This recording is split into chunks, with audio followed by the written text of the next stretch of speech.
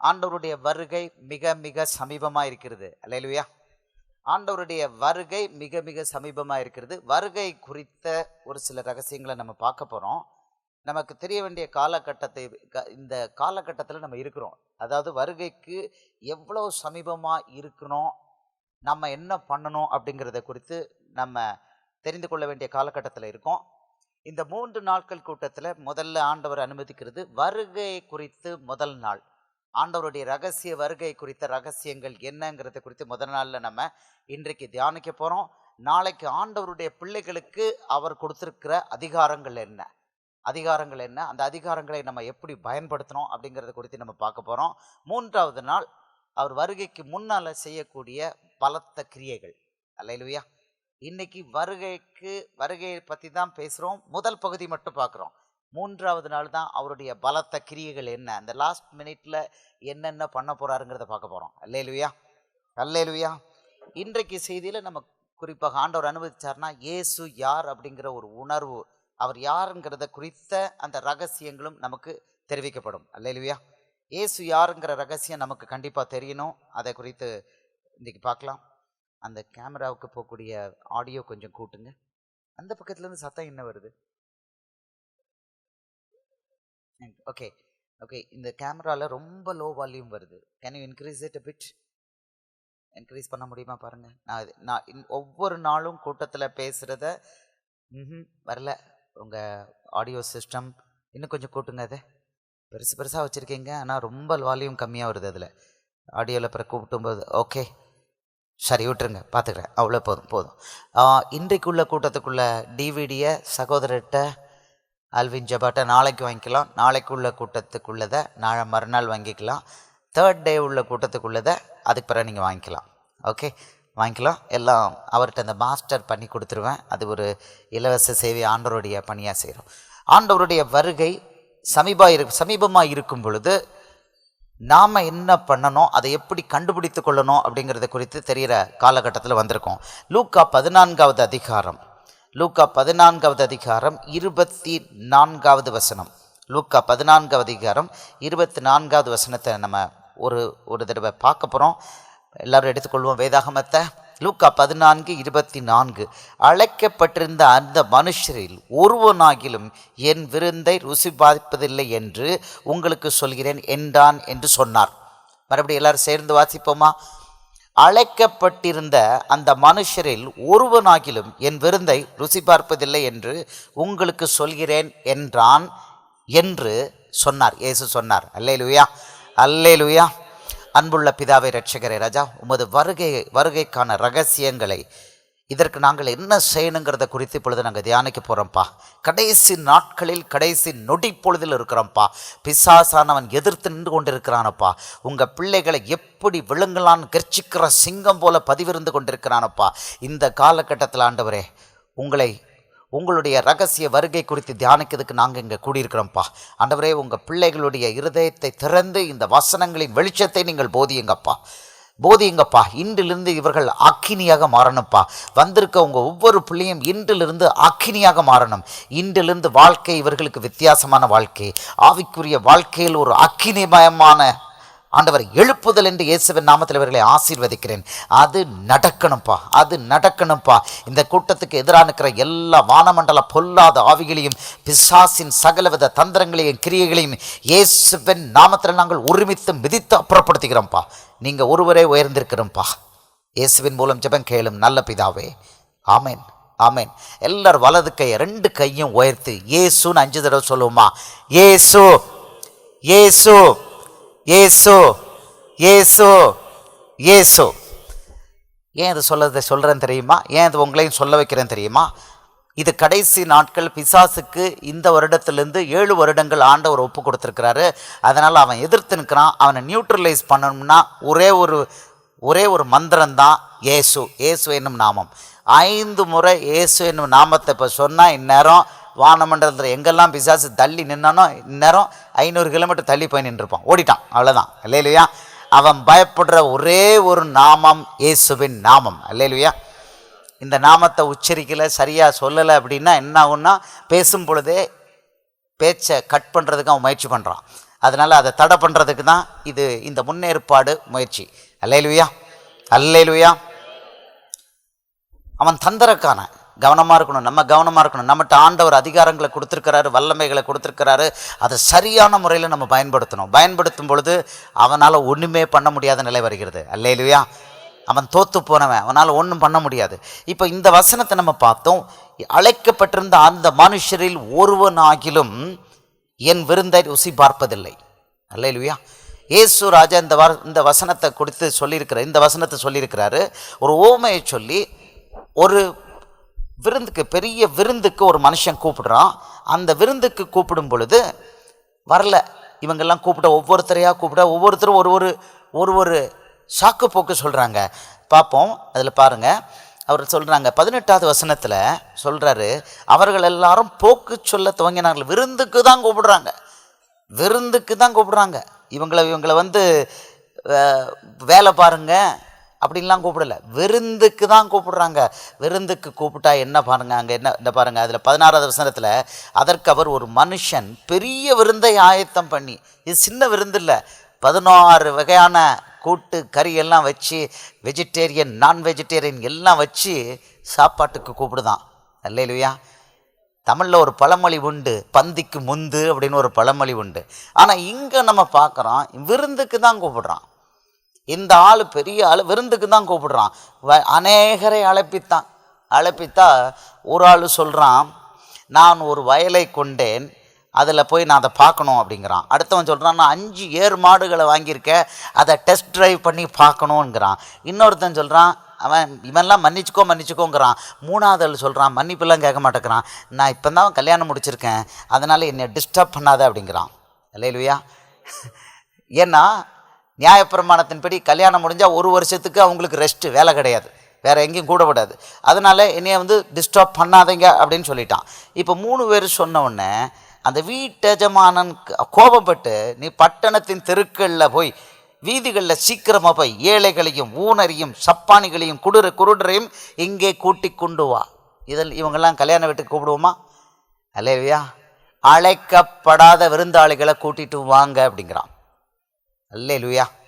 இன்னைக்கு வருகைக்கு முன்னால் நமக்கு கிடைக்கிற எச்சரிக்கை இதுதான், அழைக்கப்பட்ட விருந்தாளிகள் மாட்டாங்கிறாங்க. அது விருந்து தான், கல்யாண விருந்து. இது கல்யாண விருந்து. ஆட்டுக்குட்டியானவர் கல்யாண விருந்து. 7 வருடம் ஆட்டுக்குட்டியானவர் கல்யாண விருந்து ப்ராமிஸ் பண்ணியிருக்கிறார். 7 வருடம் மத்தியாகாயத்தில் அவருடைய சபையை மேலே எடுத்துக்கொண்டவுடன் 7 வருடம் அங்கே கல்யாண விருந்து இருக்குது. அந்த கல்யாண விருந்துக்கு ஆண்டவர் கூப்பிடுறாரு. அது கல்யாண விருந்து மட்டுமல்ல, இது நிரந்தரமாக இருக்கக்கூடிய விருந்தும் கூட. வெளிப்படுத்தல் 21வது அதிகாரம் 3வது வசனம் சொல்லுது. வெளிப்படுத்தல் 21:3 நம்ம நிரந்தரமாக அவரோடு இருக்க போகிறோன்னு சொல்கிறாரு. வெளிப்படுத்தல் 21:3 அவர் மேலும் பரலோகத்திலிருந்து உண்டான ஒரு பெரும் சத்தத்தை கேட்டேன், அது இதோ மனுஷர்களிடத்திலே தேவனுடைய வாசஸ்தலம் இருக்கிறது, அவர்களிடத்திலே அவர் வாசமாக இருப்பார், அவர்களும் அவருடைய ஜனங்களாக இருப்பார்கள். தேவன் தாமே அவர்களுடைய கூட இருந்து அவர்களுடைய தேவனாக இருப்பார். அவர்களுடைய கண்ணீர் யாவையும் தேவன் துடைப்பார். இனி மரணமும் இல்லை, துக்கமும் இல்லை, அலறுதலும் இல்லை, வருத்தமும் இல்லை, முந்தினவைகள் ஒளிந்து போயின என்று விளம்பிற்று. இது இன்னும் 1 நாளைக்கு 1 வாரத்துக்கா? இல்லை, முகமுகமா பிதா குமாரன் பரிசுத்தாவியானவரோட இருந்து நிரந்தரமாக அவரோடு இருக்க போகிறோம். இப்படி வரும்பொழுது அவர் அப்படி நம்மளை கல்யாண வீட்டுக்கு எப்படி எடுத்துகிட்டு போகிறாரு, எப்படி நம்மளை கல்யாண விருந்துக்கு கூட்டிகிட்டு போக போகிறாரு? ஆரவாரத்தோடு கூட்டிகிட்டு போக போகிறாரு. அல்லேலூயா. அமைதியாக இல்லை, ஆரவாரத்தோடு கூட்டிகிட்டு போக போகிறாரு. சந்தோஷமாக அவர் பாதி தூரம் வராரு, மீதி தூரம் நம்ம பறந்து போகிறோம். அல்லேலூயா. 1 தெசலோனிக்கர் 4:16-17 இந்த கல்யாண விருந்துக்கு நம்மளை எப்படி கூட்டிகிட்டு போகிறாரு பாருங்கள். 1 தெசலோனிக்கர் 4:16-17 இதெல்லாம் முக்கியமான வசனங்கள், எல்லாருக்கும் தெரிந்த வசனங்கள். ஆனாலும் இனிஷியேட் பண்ணி ஆகணும். இந்த வருகையை பொறுத்த வரைக்கும் நம்ம தியானம் பண்ணும் பொழுது இந்த வசனங்கள் முக்கியம். 1 தெசலோனிக்கர் 4:16-17 ஏனெனில் கர்த்தர் தாமே ஆரவாரத்தோடும் தேவ எக்காலத்தோடும் மன்னித்துக் கொள்வோம். ஏனெனில் கர்த்தர் தாமே ஆரவாரத்தோடும் பிரதான தூதனுடைய சத்தத்தோடும் தேவ எக்காலத்தோடும் வானத்திலிருந்து இறங்கி வருவார். அப்பொழுது கிறிஸ்துவுக்குள் மரித்தவர்கள் முதலாவது எழுந்திருப்பார்கள். பின்பு உயிரோடுக்கும் நாமும் கர்த்தருக்கு எதிர்கொண்டு போக மேகங்கள் மேல் அவர்களுடைய கூட ஆகாயத்தில் எடுத்துக்கொள்ளப்பட்டு இவ்விதமாய் எப்பொழுதும் கர்த்தருடனே கூட இருப்போம். கை வைத்து அல்லேலுயா சொல்லுவோமா? அல்லேலுயா. இவ்விதமாய் எப்பொழுதும் கர்த்தருடனே கூட இருப்போம். கர்த்தர்னா இங்க பிதா, குமாரன், பரிசுத்தாவி 3 பேரோடு இருப்போம். 3 பேரோடு முகமுகமாக எப்படி ஆதாம் ஏவாள் தேவனோடு சஞ்சரித்து கொண்டிருந்தார்களோ, ஏதேன் தோட்டத்தில் சஞ்சரித்து கொண்டிருந்தார்களோ, அதே போல நீங்களும் நானும் முகமுகமாக பிதா, குமாரன், பரிசுத்தாவியான 3 பேரையும் பார்த்து அவர்கள் இருக்கிற இடத்துல நம்மளும் இருக்க போகிறோம். அல்லேலூயா, அல்லேலூயா. இதை குறித்து 1 யோவான் 3வது அதிகாரம் 2வது வசனத்தில் யோவான் சொல்கிறான். 1 யோவான் 3:2 யோவான் சொல்கிறான், அவர் இருக்கிற வண்ணமாகவே நம்ம போய் பார்க்குறோமா? பிரியமானவர்களே, இப்பொழுது தேவனுடைய பிள்ளைகளாக இருக்கிறோம், இனி எவ்விதமாக இருப்போம் என்று இன்னும் வெளிப்படவில்லை. ஆனாலும் அவர் வெளிப்படும் போது அவர் இருக்கிற வண்ணமாகவே நாம் அவரை தரிசிப்பதினால் அவருக்கு ஒப்பாயிருப்போம் என்று அறிந்திருக்கிறோம். அல்லேலூயா, அல்லேலூயா. இயேசுவுக்கு ஒப்பாக மாறப்போகிறோம். இந்த எக்கால சத்தம் கேட்ட உடனே நம்ம மறுரூபமாகி ஒரு நொடி பொழுதுல மறுரூபமாறோம். ஒரு நொடி பொழுதுல மறுரூபமாகி அவருக்கு ஒப்பாக இருப்போம்ங்கிற சொல்லி இங்க யோவானை வச்சு ஆண்டவர் சொல்றாரு. யோவானை வச்சு சொல்றாரு. 1 கொரிந்தியர் 15:49 எடுத்தோம்னா 1 கொரிந்தியர் 15:49 அப்போஸ்தலனாகிய பவுலை வச்சு சொல்றாரு. மேலும் மண்ணானவனுடைய சாயலை நாம் அணிந்திருக்கிறது போல வானவருடைய சாயலையும் அணிந்து கொள்வோம். அல்லேலூயா. ஒரு நொடி பொழுதுல வானவருடைய சாயலை நாம் அணிந்து கொள்வோம் சொல்லி அப்போஸ்தலனாகிய பவுலை வச்சு எழுதியிருக்கிறாரு. எப்படி யார் அணிந்து கொள்வார்கள்? அடுத்த வசனத்தில் அந்த 51:52 சொல்றாரு, யாருக்கு எக்கால சத்தம் துணிக்குமோ அவங்களுக்கு மட்டும்தான் இந்த பாக்கியம் சொல்றார். அல்லேலூயா. இந்த விருந்து யாருக்கு? இந்த மணவாட்டி விருந்து, 7 வருடம் விருந்து, அதற்கு பிறகு நிரந்தரமாக அவரோடு இருக்கக்கூடிய இந்த இன்பமயமான ஒரு வாழ்க்கை யாருக்கு கிடைக்க போகுதுன்னா, யாருக்கு இந்த எக்கால சத்தம் காதில் கேட்குதோ அவங்களுக்கு மட்டும்தான். அல்லேலூயா. அந்த எக்கால சத்தம் காதில் கேட்கக்கூடிய காலகட்டத்துக்கு நம்ம வந்திருக்கோம். கடைசி நாட்களில் அந்த காலகட்டத்துக்கு வந்திருக்கோம். அல்லேலூயா, அல்லேலூயா. எந்த நிமிடமும் இந்த எக்கால சத்தம் தொனிக்கலாம்ங்கிற நேரத்தில் வந்திருக்கிறோம். ஆனால் வெளியில் பார்த்தா ஒன்றுமே தெரியாது. சகோதர சகோதரிகளே, வருகை அப்படித்தான் இருக்கும். ரகசிய வருகை அப்படித்தான் இருக்கும். யாராலும் சொல்ல முடியாது இப்படித்தான் இத்தனை சயின்ஸ் முடிஞ்ச பிறகுதான் வரும். கிடையாது, கிடையாது. அவர் சொல்றாரு, சீஷர்களே எப்பா உங்களுக்கே தெரியாதுன்ட்டார். சீஷர்களுக்கே தெரியாது அப்படின்னு சொல்லிட்டாரு. அல்லேலூயா. இந்த மணவாட்டி விருந்துக்கு அவர் அழைக்க வரும்பொழுது விசுவாசிகள் அல்ல, சீஷர்களுக்கே தெரியாது. சீஷர்கள் 3 லெவல் மேலே, சீஷர்கள் 3 லெவல் மேலே இருக்கிறாங்க. அதை குறித்து நம்ம பார்ப்போம். ஆண்டவர் சொல்றாரு மத்தேயு 24, அதுக்கு முன்னால் இந்த வசனத்தை பார்த்துருவோம். 1 கொரிந்தியர் 15:51-52. இந்த எக்கால சத்தம் நமக்கு துணிக்கணும். சகோதர சகோதரிகளே, நமக்கு எல்லாருக்கும் நம்ம மாம்ச காதில் ஆண்டவர் வானத்திலிருந்து இறங்கி வரும் பொழுது அவர் கொடுக்குற அந்த எக்கால சத்தம் நமக்கு கேட்கணும். இந்த மாம்ச காதில் கேட்கணும். அந்த காதில் கேட்கும் பொழுதுதான் தேவன் தம்முடைய வல்லமையினால நம்மளை அழிவுக்கு ஏதுவான இந்த சரீரத்தை அழிவில்லாத சரீரமாக, அவருக்கு ஒப்பான சரீரமாக மாற்றுவார். நல்ல கவனமாக இருக்கணும். அப்போஸ்தலனாகிய பவுலை வச்சு சொல்றாரு, வானவருடைய சாயலை அணிந்து கொள்வோங்கிறாரு. யோவானை வச்சு சொல்றாரு, வானவருடைய சாயல் மட்டுமல்ல, அவருக்கு ஒப்பா இருப்போம். அல்லேலூயா. அவருக்கு ஒப்பா இருப்போம். அதனால தான் வெளிப்படுத்தல் 3:21 சொல்றாரு, அப்பா உன்னை என்னோட சிங்காசனத்திலே உட்காரும்படி அருள் செய்வேன். அல்லேலூயா.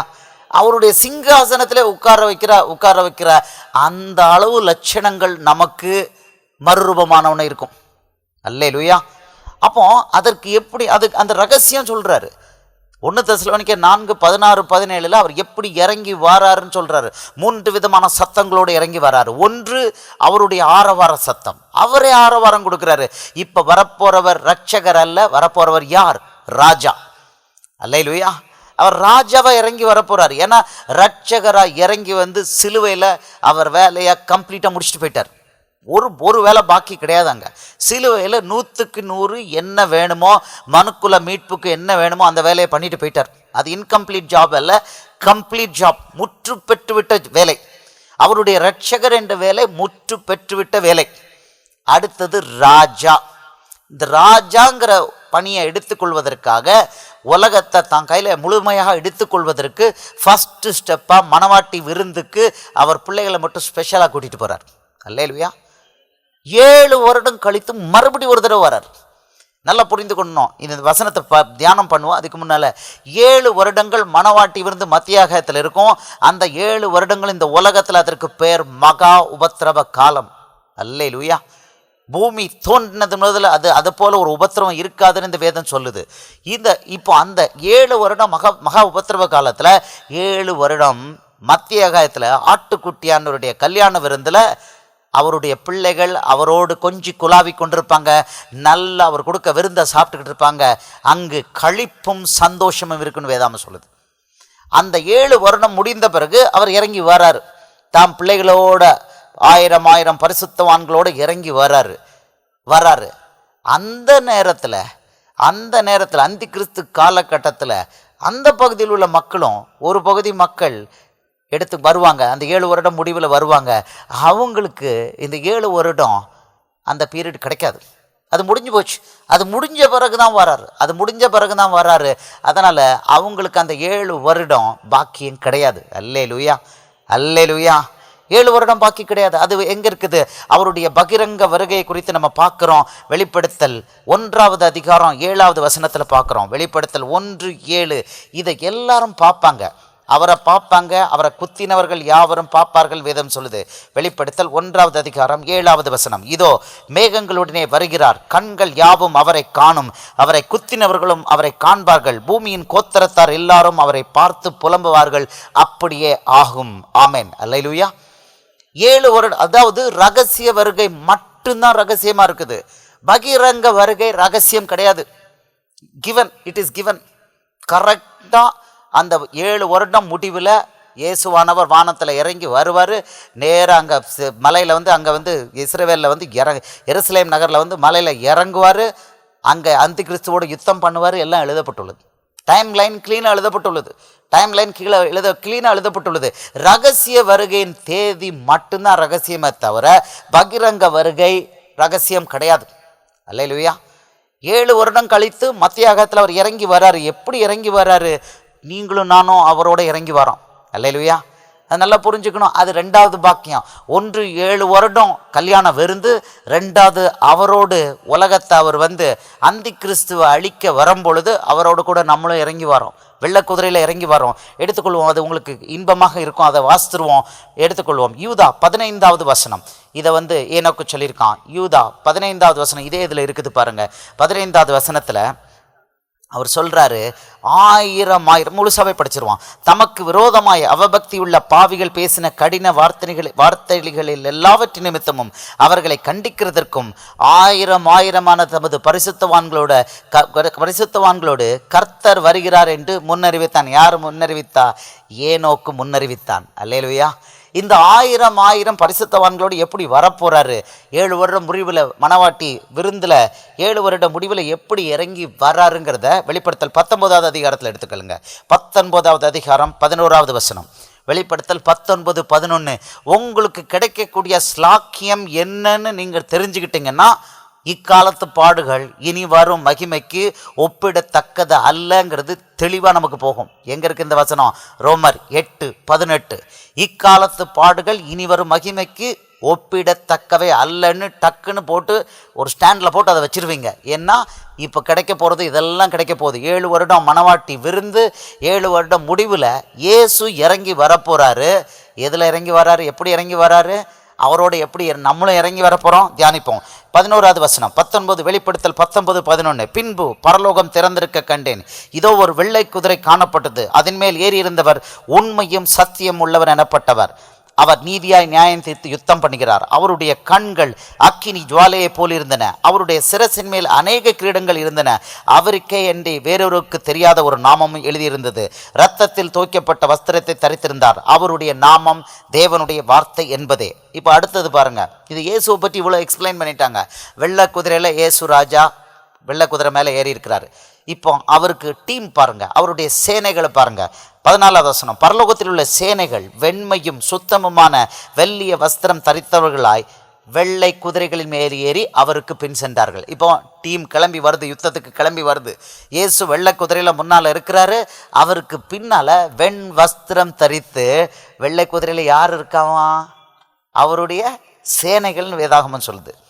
அல்லேலூயா. அவருடைய சேனைகள், பரலோகத்தில் உள்ள சேனைகள். இந்த பரலோகத்தில் உள்ள சேனைகள் யாரு? இந்த சேனைகளை குறித்து தான் யூதா புஸ்தகத்தில் ஏனோக்கு என்ன சொல்லியிருக்கான்னு யூதா வச்சு ஆண்டவர் சொல்லியிருக்கிறாரு. 1000 பரிசுத்தவான்களோடு. அல்லேலூயா, அல்லேலூயா. தேவதூதர்களுக்கு குதிரை தேவை கிடையாது. அவர்களுக்கு விங்ஸ் இருக்குது. நினச்ச நேரத்தில் ஒரு இடத்துல இன்னொரு இடத்துக்கு அவங்க போக முடியும். அவங்க குதிரை மேலே ஏற வேண்டிய அவசியம் இல்லை. வெண் வஸ்திரம், தேவதூதர்களுக்கு எக்ஸ்ட்ரா வஸ்திரம் தேவையில்லை. ஆனால் உங்களுக்கும் எனக்கும் தான் என்ன பரலோகத்துக்கு எடுத்துக்கொள்ளப்படும் போது என்ன கிடைக்குது? வெண் வஸ்திரம் தரிக்கப்படுது. வெண் வஸ்திரம் என்னன்னா நீதி. பரலோக பரிசுத்தவான்களுடைய நீதி என்கிற வெண் வஸ்திரம் நமக்கு தரிக்கப்படுது. அந்த வெண் வஸ்திரம் தரிக்கப்பட்டிருக்கனாலே அது யாருன்னா நீங்களும் நானும் எடுத்துக்கொள்ளப்பட்ட பரிசுத்தவான்கள். அல்லேலூயா, அல்லேலூயா. இயேசு வெள்ளை குதிரையில் இறங்கி வராரு. அவரோடு கூட நீங்களும் நானும் வெள்ளை குதிரையில் இறங்கி வரோம். வருது இந்த ப்ரொசஷன் வந்து கீழே வந்து அவர் தன்னுடைய வாயின் பட்டயத்தால் அழிக்கிறாரு. அந்தி கிறிஸ்து அவன் சேனையை அழிக்கிறாரு. அந்தி கிறிஸ்து பிடிபடுறான். 20வது வசனத்தில், அப்பொழுது மிருகம் பிடிக்கப்பட்டது. மிருகத்தின் முன்பாக செய்த அற்புதங்களால் அதன் முத்திரையை தரித்தவர்களையும் அதன் சொரூபத்தை வணங்கினவர்களையும் மோசம் போக்கின கள்ளத்திற்கு தரிசியும் கூட பிடிக்கப்பட்டான். இருவரும் கந்தகம் எரிகிற அக்கினி கடலிலே உயிரோடே தள்ளப்பட்டார்கள். மற்றவர்கள் குதிரையின் மேல் ஏறினவருடைய வாயிலிருந்து புறப்படுகிற பட்டயத்தால் கொல்லப்பட்டார்கள். அவர் ஒருத்தர் தான் யுத்தம் பண்ணுறாரு. நீங்களும் நானும் அவரோட வெள்ளை குதிரையில் இருந்து எல்லாத்தையும் பார்க்குறோம். அல்லேலூயா, அல்லேலூயா. பரலோக தேவன் பூமியில் ஒரு பெரிய நியாய தீர்ப்பை பண்ணும் பொழுது அந்த நியாய தீர்ப்பை நேரடியாக பார்க்குற அந்த பாக்கியத்தையும் கொடுக்குறாரு. 7 வருடம் நல்ல மணவாட்டி விருந்து. அந்த மணவாட்டி விருந்துக்கு பிறகு ஒரு எஸ்கர்ஷன் கூட்டிகிட்டு வர்றாரு. வெள்ளை குதிரையில் எஸ்கர்ஷன் கூட்டிகிட்டு வர்றாரு. இதே உலகத்துக்கு கூட்டிகிட்டு வந்து அவர் யுத்தம் பண்ணுறாரு. நீங்களும் நானும் அதை வேடிக்கை பார்க்குறோம். நமக்கு யுத்தம் பண்ணுற ஜோலியெல்லாம் கிடையாது. அல்லேலூயா. நமக்கு பார்க்குறது நம்ம அப்பா யுத்தம் பண்ணுறாரு. நம்ம என்ன பண்ணணும்? வேடிக்கை பார்க்கணும். அல்லேலூயா, அல்லேலூயா. சகோதரனே சகோதரியே, நீங்கள் யுத்தத்தை வேடிக்கை பார்க்குறவர்களாக இருக்கணுமா அல்லது யுத்தத்தில் அடிபடுகிறவர்களாக இருக்க வேண்டுமா? 2 குரூப் இருக்காங்க. அதில் ஒன்று ஆண்டவரோடு மேலே பரலோகத்திலேருந்து வெள்ளை குதிரையில் இறங்கி வர்ற ஒரு குரூப்பு. இன்னொரு குரூப்பு அந்தி கிறிஸ்துவோடு கீழே இருக்குது. வசனம் சொல்லுது, 21வது வசனம் சொல்லுது, மற்றவர்கள் குதிரையின் மேல் ஏறினவருடைய வாயிலிருந்து புறப்படுகிறவருடைய பட்டயத்தால் கொல்லப்பட்டார்கள். கொல்லப்படுறதுக்கு ஒரு கூட்டம் இருக்குது. நீங்களும் நானும் அந்த 2வது கூட்டத்தில் இருக்கக்கூடாது. அதுக்கு தான் ஆண்டவர் இந்த கூட்டத்தை ஏற்பாடு பண்ணியிருக்கிறார். அல்லேலூயா. அதுக்கு தான் இந்த கூட்டத்தை ஏற்பாடு பண்ணியிருக்கிறாரு. எச்சரிக்கையோடு ஸ்டார்ட் பண்ணியிருக்கிறாரு. அழைக்கப்பட்டவர்களில் ஒருவரும் விருந்தை ருசி பார்ப்பதில்லை. இந்த எச்சரிக்கை ஒரு வார்த்தையை கொடுத்து தன்னுடைய பிள்ளைகளை தட்டி எழுப்பணுங்கிறதுக்கு தான் இன்றைக்கி அவருடைய நோக்கம். அல்லேலூயா. எல்லாரும் குட்டி எல்லாரும் அவரோட குதிரையில் போயிட்டு வரலாம். எல்லாரும் 7 வருடம் அந்த மணவாட்டி விருந்தில் கலந்து கொள்ளலாம். அப்படி சொல்கிறதுக்கு உங்கள் சகோதரனை ஆண்டவர் அனுப்பலை. அல்லேலூயா, அல்லேலூயா. நல்ல தெளிவாக தெரிஞ்சுக்கணும். வருகையின் ரகசியங்கள் என்னன்னு தெரியணும். இந்த வருகையில் எடுத்துக்கொள்ளப்படுறதுக்கு என்னென்ன தகுதிகள் நம்மகிட்ட இருக்கணும் அதையும் நம்ம தெரிஞ்சுக்கணும். இன்றைக்கி அதுதான் தகுதி மிஸ்ஸிங்காக இருக்குது. அல்லேலூயா. இப்போ மறுபடி வருவோம். இந்த 1 கொரிந்தியர் 15வது அதிகாரத்துக்கு மறுபடி வருவோம். இப்போ எப்படி நமக்கு அந்த சத்தம் கேட்குது, ஏன் கேட்காம போகுதுங்கிறத குறித்து நம்ம பார்ப்போம். 1 கொரிந்தியர் 15:51-52. இதோ ஒரு ரகசியத்தை உங்களுக்கு அறிவிக்கிறேன். நாம் எல்லாரும் நித்திரை அடைவதில்லை. ஆகிலும் கடைசி காலம் தொனிக்கும் போது ஒரு நிமிஷத்திலே, ஒரு இமைப்பொழுதிலே நாம் எல்லாரும் மறுரூபமாக்கப்படுவோம். எக்காலம் தொனிக்கும். நல்ல கவனமாக பாருங்கள். அவன் சொல்கிறான், ஆகிலும் கடைசி எக்காலம் தொனிக்கும் போது. எங்க காதுல துணிக்கணும், உள்ளத்துல இல்லை. அது ஆவிக்குரிய சத்தம். அவருடைய ராஜாவுடைய ஆரவாரம், அதுக்கு பிறகு பிரதான தூதனுடைய மிகாவேலுடைய சத்தம். அவனுடைய மிகாவேல் தான் போர்ப்படை தளபதி. அவன் ஒரு கமாண்ட் கொடுக்குறான். அந்த கமாண்டை கொடுத்த உடனே தேவதூதர்கள் எக்காலத்தை வச்சு ரெடியாக இருக்கிறாங்க. அவங்க உடனடியாக அந்த கமாண்ட் கிடைச்ச உடனே எக்காலத்தை ஊதுறாங்க.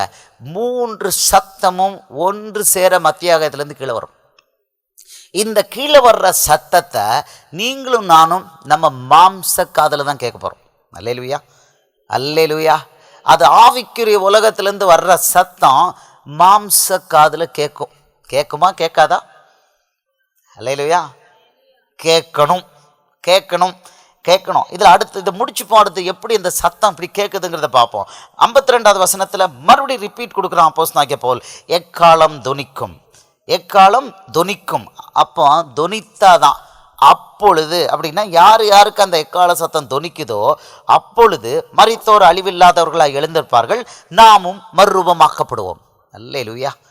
இந்த ஒரு சத்தம் நம்மளை மறுரூபமாக்குது. அல்லேலூயா, நம்மளை மறுரூபமாக்குது. அவர் 1 கொரிந்தியர் 6:14 அப்போஸ்தலனாகிய பவுல் சொல்கிறான், தம்முடைய வல்லமையினால் படிச்சிருமே. 1 கொரிந்தியர் 6:14 இதே இதில் தான் இருக்குது. 6:14 தேவன் கர்த்தரை எழுப்பினாரே, நம்மையும் தமது வல்லமையினாலே எழுப்புவார். அல்லேலூயா. தம்முடைய வல்லமையினால எழுப்புறாரு, மரித்தோரை எழுப்புறாரு, உயிரோடு இருக்கிறவங்களை மறுரூபப்படுத்துறாரு. It's a supernatural act. இது சாதாரணமானதல்ல, இயற்கைக்கு அப்பாற்பட்ட ஒரு வல்லமை. தேவன் தன்னுடைய வல்லமையை நம்ம ஒவ்வொருத்தர் மேலையும் உபயோகித்து அழிவுக்கு ஏதுவான இந்த சரீரத்தை அழியாததாக தேவதூதர்களைப் போல அல்லது இயேசுவை போல நம்மளை அவர் மாற்றணும். அல்லேலூயா. ஒரு செகண்ட்ல 3வது வானத்துக்கு போற மாதிரி, 2வது வானத்துக்கு போற மாதிரி, மத்திய ஆகாயத்துக்கு போற மாதிரி இந்த ஒரு செகண்ட்ல நம்ம போகக்கூடிய அளவுக்கு ராக்கெட் ஸ்பீட்ல நம்ம உடம்பு ஆறதுக்கு உள்ள வல்லமையை அவர் கொடுக்கிறாரு. அதற்கு பரலோக தேவன் தம்முடைய வல்லமையை உபயோகிக்கிறார் அப்படின்னு சொல்லி இந்த வசனத்தில் நம்ம பார்க்குறோம். அல்லேலூயா. சொல்கிறான் 53வது வசனத்தில் அப்போஸ்தலனாகிய பவுல் சொல்கிறான், அழிவுள்ளதாகிய இது அழியாமையும் சாவுக்கு ஏதுவாகிய இது சாவாமையும் தரித்து கொள்ள வேண்டும். ஒரு செகண்டில் அழிவுக்கு ஏதுவான சரீரம் இது அழியாமையை தரித்து இயேசுவை போல மாறும், தேவதூதனை போல மாறும். 2வது, இதற்கு சாவுங்கிறது உண்டு, அந்த ஒரு நொடியில் இது சாவாமையை தரித்து கொள்ளும். அதற்கு பிறகு மரணம் இல்லை. இதை நம்ம பார்த்தோம் வெளிப்படுத்தல் 21:3-4 4வது வசனத்தில் பார்த்தோம். இனி மரணமும் இல்லை, துக்கமும் இல்லை. அல்லேலூயா. மரணம் இல்லை அப்படிங்கிற ஒரு நிலைக்கு, அதாவது ஆதாம் ஏவாளை எப்படி ஆண்டவர் மரணம் இல்லாமல் படைத்தாரோ அதை போல நாம் மரணம் இல்லாத ஒரு நிலைக்கு சென்று விடுவோம். அல்லேலூயா, அல்லேலூயா. இது ஒரு ஸ்பெஷல் ட்ரீட்மெண்ட். எல்லாருக்கும் இது கிடையாது. இது ஒரு ஸ்பெஷல் ட்ரீட்மெண்ட். ஆண்டவர் தன்னுடைய ஸ்பெஷல் வல்லமையை பயன்படுத்தி இதை கொடுக்குறாரு. அப்படின்னா இந்த வல்லமையை அவர் உபயோகிக்கிறதுக்கு நமக்கு என்ன தகுதி வேணும், அப்படிங்கிறத நம்ம ஆராய்ந்து பார்க்கணும். அல்லேலூயா, அல்லேலூயா. சபைக்கு மட்டும் வந்துட்டு போயிட்டா, தசம பாகத்தையும் காணிக்கையும் கரெக்டாக கொடுத்துட்டா நமக்கு அந்த தகுதி கிடைக்குமா? அல்லேலூயா. ஆண்டவர் சொல்லலை, அப்படிலாம் அவர் சொல்லலை. அப்படிலாம் தகுதி சிஎஸ்ஐயில் இல்லை ஒரு பெந்தைக்கோஸ்தே சபையில் உறுப்பினர் அட்டையில் நமக்கு இருக்குது. ஞானஸ்தான சர்டிஃபிகேட் நம்ம பத்திரமா எடுத்து லேமினேட் பண்ணி வச்சுருக்கிறோம். இந்த சர்டிஃபிகேட்லாம் இருந்தால் நமக்கு பரலோகத்துக்கு கிடைக்கணும் எங்கேயாவது பைபிளில் எழுதியிருக்கிறாரா? கிடையாது. ஞானஸ்தான சர்டிஃபிகேட்டே அதை ஆண்டவர் சொல்லவே இல்லை, மனுஷனாக போட்டுக்கிட்டது ஞானஸ்தான சர்டிஃபிகேட். அல்லேலூயா, அல்லேலூயா. ஞானஸ்தான சர்டிஃபிகேட் தேவையில்லை. யாருனாலும் ஞானஸ்தானம் கொடுக்கலாம். பாஸ்டர் தான் ஞானஸ்தானம் கொடுக்கணும் இல்லை. ரட்சிக்கப்பட்டு ஞானஸ்தானம் எடுத்த யாரும் இன்னொருத்தருக்கு தண்ணியில் முங்கி ஞானஸ்தானம் கொடுக்கலாம். இதுக்கு போய் சபையில் போய் எல்லாருக்கும் முன்னால் வரிசையில் நின்று பண்ண இல்லை. பக்கத்தில் ஏதாவது குளம் ஆறு கிடச்சிதுன்னா, எப்போ ஞானஸ்தானம் கொடுக்குறியா? எஸ் கொடுக்குறேன், வா போட்டு. ஏசுவின் நீ ரட்சிக்கப்பட்டிருக்கியா? ஆமாம் ரட்சிக்கப்பட்டிருக்கேன். ஏசுவின் ரத்தத்தால் நீ கழுவப்பட்டிருக்கியா? ஆமாம். பாவத்தையெல்லாம் அறிக்கைப்பட்டிருக்கியா? பாவ மன்னிப்பு நிச்சயம் பெற்றிருக்கியா? ஆமாம் பெற்றிருக்கியா? இந்த பிதா குமாரன் பரிசுத்தாவின் நாமத்தில் உனக்கு நான் ஞானஸ்தானம் கொடுக்குறேன். தண்ணியில் நல்லா முங்கி எடுத்துட வேண்டியது, முடிஞ்சது. அப்படித்தான். அல்லேலூயா, அல்லேலூயா. இதுக்கு பாஸ்டர் தான் இருக்கணும்னு தேவையில்லை. ஐயா மாதிரி அங்கி தான் போட்டிருக்கணும்னு தேவையில்லை.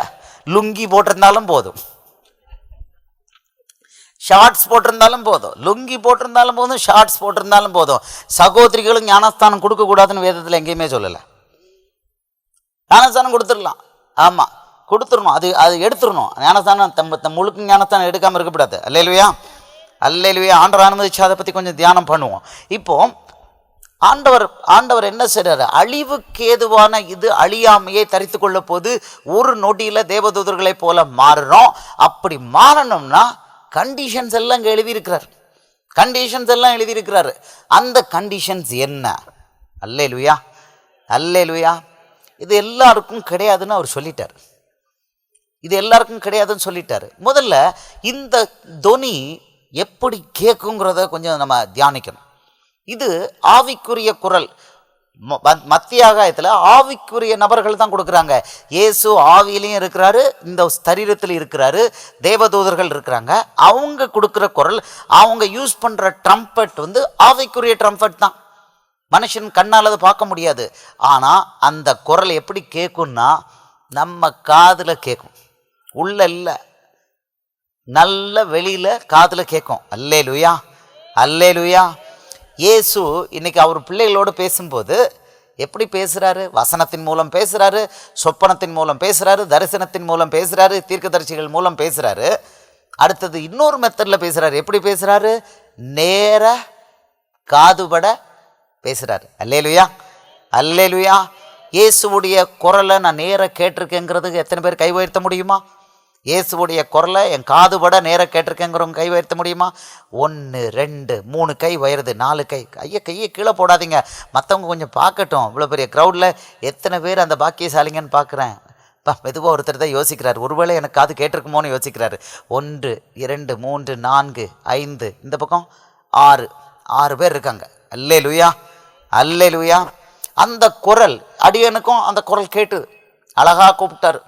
February 26, 2010 அந்த நாளை மறக்க முடியாது. கல்யாண நாளை கூட சில சமயம் மறந்துடுவோம்.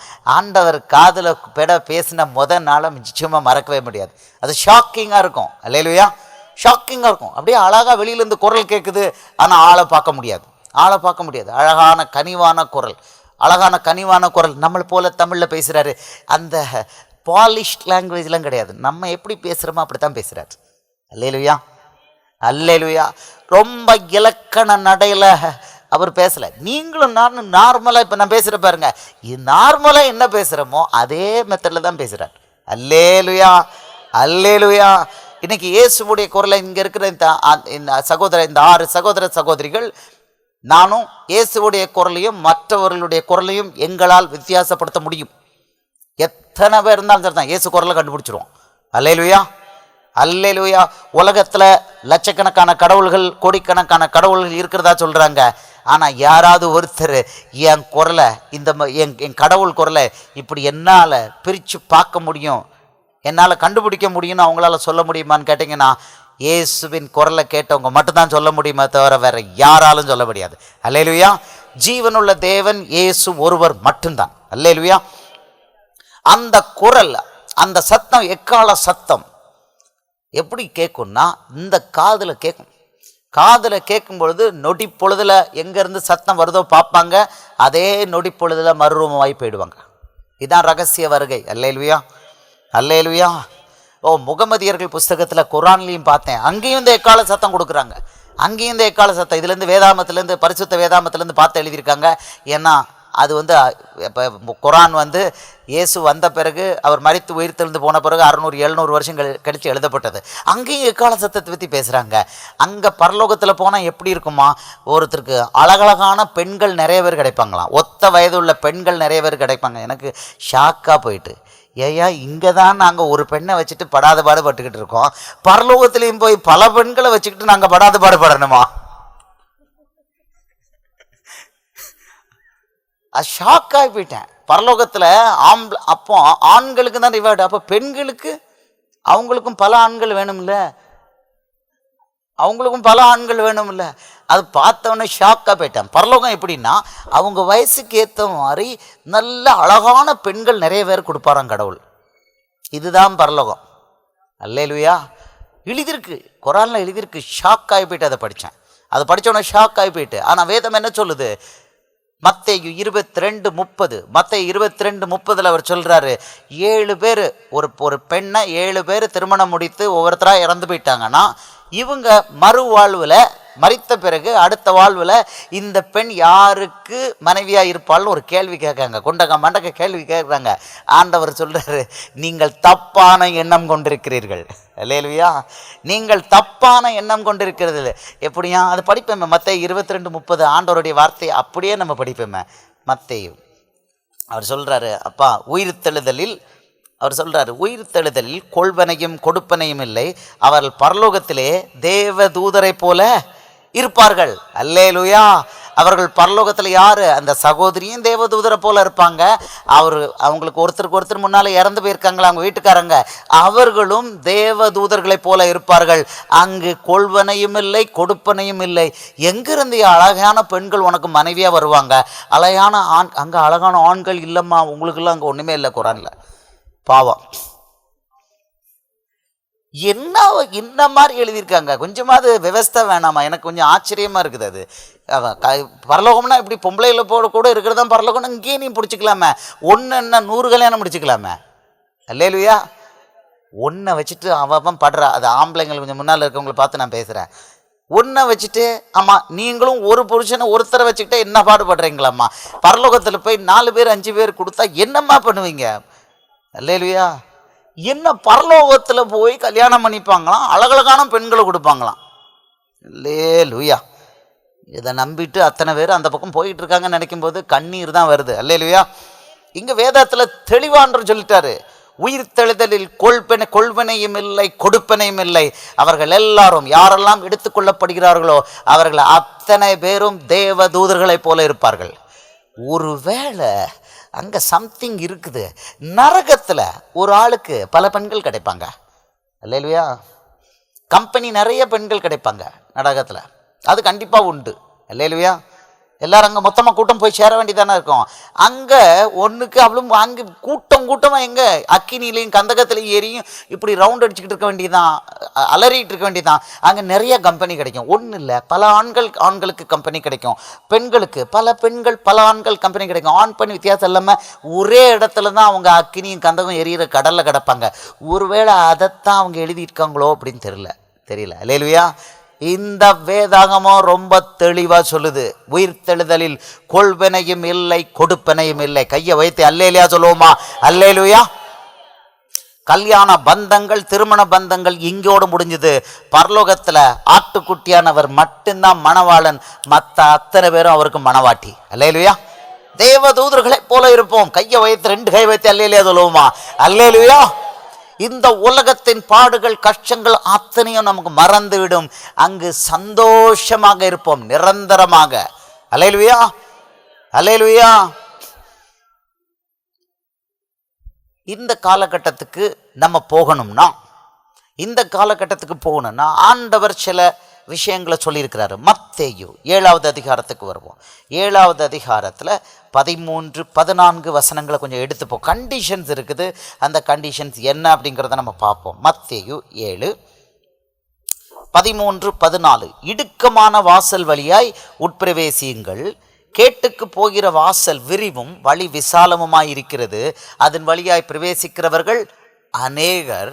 ஜீவனுக்கு போகிற வாசல் இடுக்கமும் வழி நெருக்கமுமாயிருக்கிறது, அதை கண்டுபிடிக்கிறவர்கள் எத்தனை பேர்?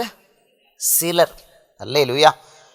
சகோதர சகோதரிகளே, இன்றைக்கு உங்கள் சகோதரர் ஆல்வின் ஜெபா வச்சு ஆண்டவர் கடைசி கால எச்சரிப்பு கூட்டத்தை நடத்துகிறார். இப்படி நடத்துகிறாருனாலே, எச்சரிப்பு கொடுக்குறாருனாலே அவருக்கு உங்கள் மேலே பயங்கர அன்பு பாசம்னு அர்த்தம். அதுக்காக ஒரு 2 கையை வைத்து 2 அல்லேலூயா போடுவோமா? அல்லேலூயா. அல்லேலூயா. எவனை நேசிக்கிறாரோ அவனை தான் சிக்ஷிக்கிறாரு, எவனை நேசிக்கிறாரோ அவனுக்கு தான் வார்னிங். அல்லேலூயா. நேசிக்கலாம் வார்னிங் கொடுக்க மாட்டார். அப்படியே தூங்கிட்டு நீ போய் நரகத்துக்கு போய் சேர்ந்துருவார். கிளியரா சொல்றாரு, ஜீவனுக்கு போகிற வாசல் வழி இடுக்கமும் வழி நெருக்கமுமா இருக்கிறது, அதை கண்டுபிடிக்கிறவர்கள் சிலர். அப்படின்னா இந்த எக்கால சத்தத்தை கேட்க போறது ஒரு சபையில அத்தனை பேர் 100க்கு 100 கேட்க போறாங்க? இன்னும் இல்ல. இந்த வசனத்தின்படி பார்த்தா சிலர் நல்ல ஆவிக்குரிய சபையா இருந்தோம், ரெடியா இருந்தோம்னா பலர் கேட்பாங்க அந்த சபைக்குள்ள. ஆனால் வேதம் ரொம்ப தெளிவாக சொல்லுது, சிலர். அந்த சிலருங்கிற கேட்டகரிக்கு உள்ள நீங்களும் நானும் இருக்கணும் சகோதர சகோதரிகளே. இந்த காலகட்டத்துக்கு நம்ம வந்திருக்கிறோம். இந்த காலகட்டத்துக்கு வந்திருக்கோம். இதை கொஞ்சம் தியானிக்க போகிறோம்.